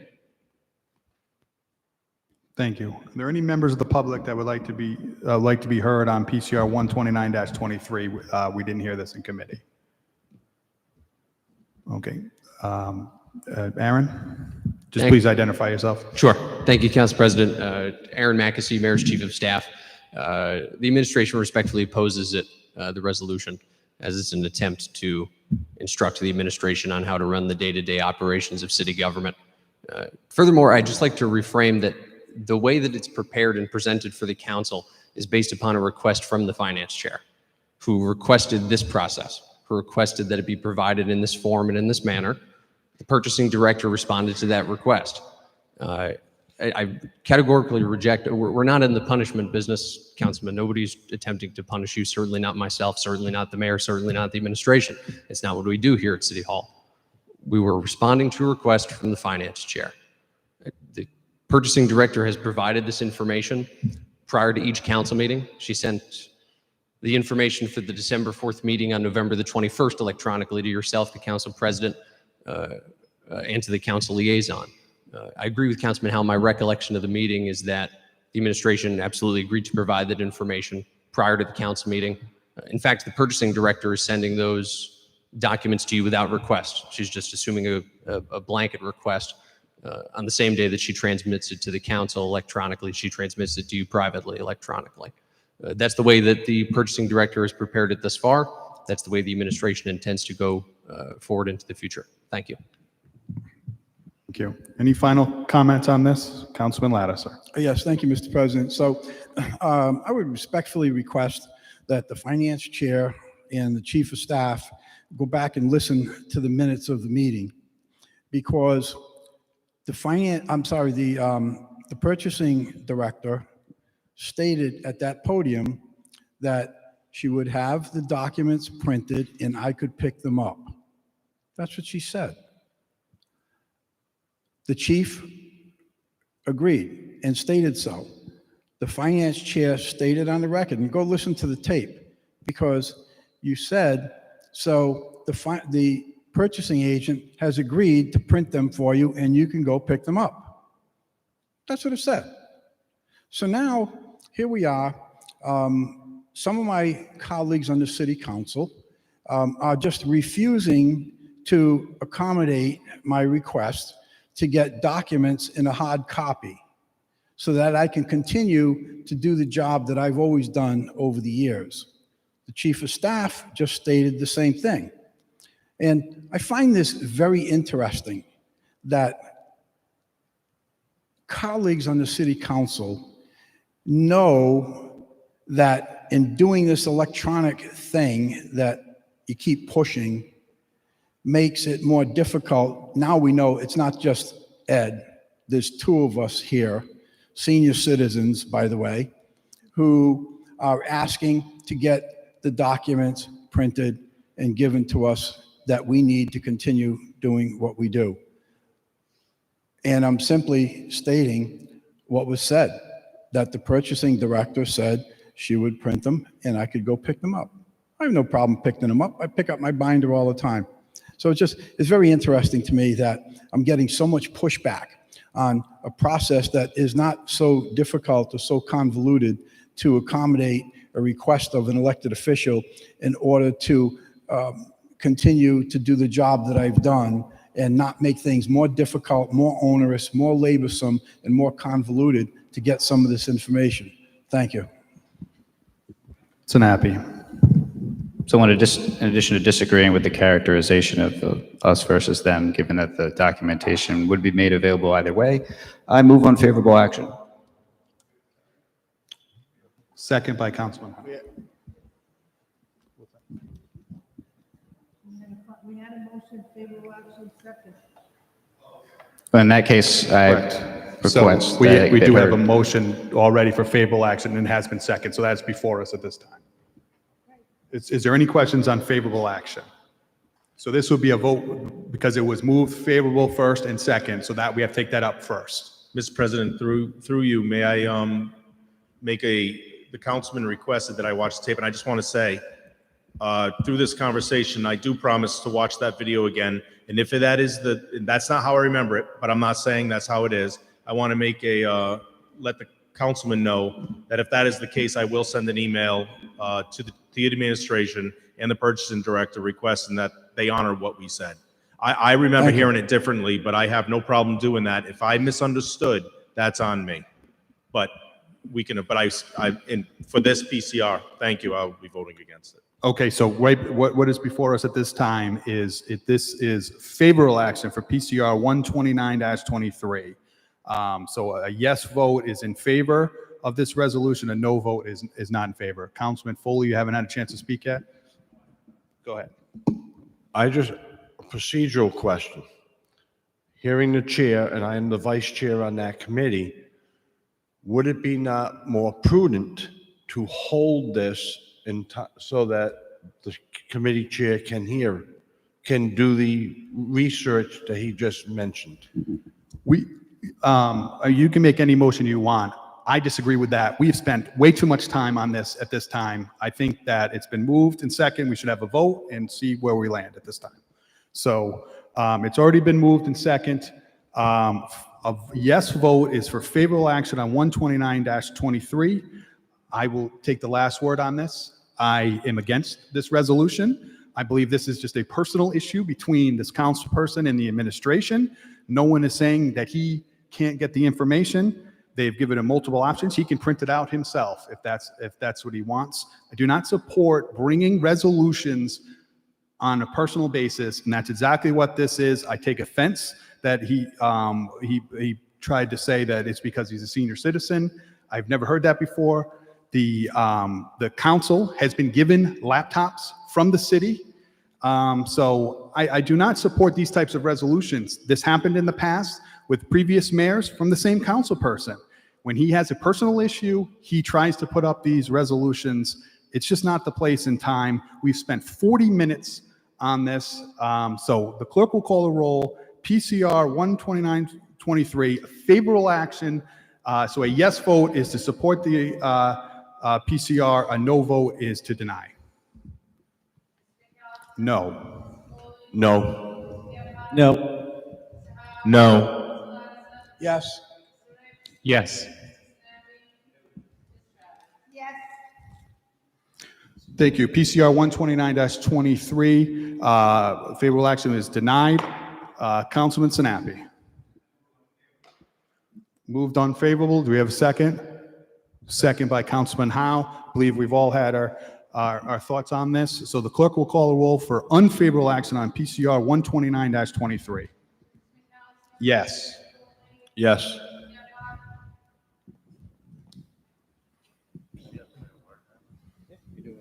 Point of order. What? We can't stop. It's unfavorable action on PCR 129-23.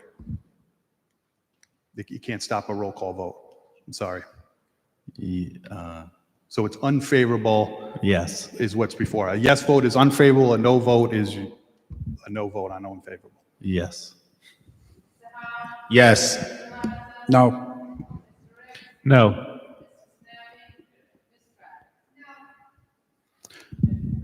Thank you. PCR 129-23 is unfavorable.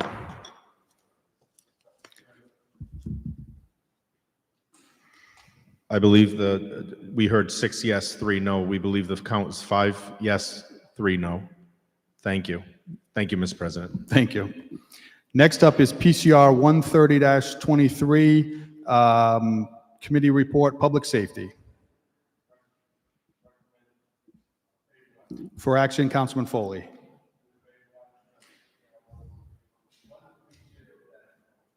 Do we have a second? Second by Councilman Ricks and Councilman Howe. Any questions or comments that were not asked earlier this evening in public safety? Hearing none, the clerk will call a roll for favorable action. Yes. Yes. Yes. Yes. Yes. Thank you. Motion passes. Number 5 this evening is PCR 131-23. This is going to be held until January 17th, 2024. Next up is reconsideration on PCR 121-23, a resolution relative to issuing requests for proposals for the American Rescue Plan Act community projects. I believe Councilman Lattiser brought this forward. Yes, thank you, Mr. President. I'd move favorable action on PCR 121-23. We got a second, and then we'll Mr. President, first action would be a motion for reconsideration. So I'm sorry, bring the item back motion for before. reconsideration. Okay. Okay, motion to reconsider, second by Councilwoman Travis. Voice vote. All those in favor of reconsideration, say aye. Aye. Any opposed? Any abstentions? Okay, Councilman Lattiser. Yes, thank you, Mr. President. In the initial resolution, I had apparently indicated the location of those flashing crosswalk signs to be located at Warwick Neck Avenue and Lenox Avenue. In fact, it was supposed to have been Rocky Point Avenue and Lenox Avenue.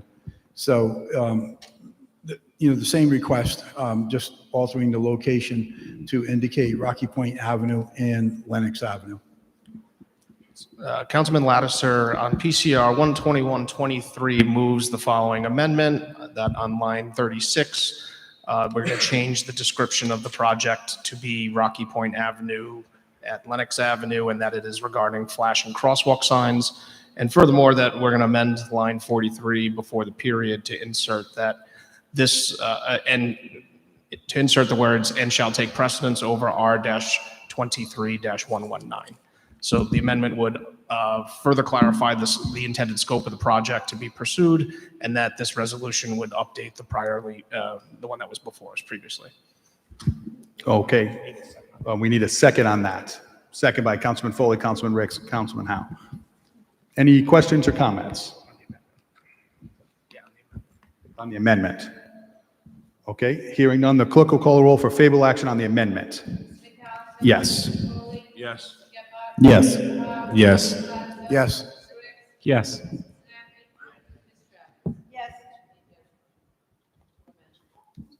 Okay, Councilman Move favorable Lattiser. action as amended. Second by Councilwoman Travis. Any questions or comments? Hearing none, the clerk will call the roll for favorable action as amended.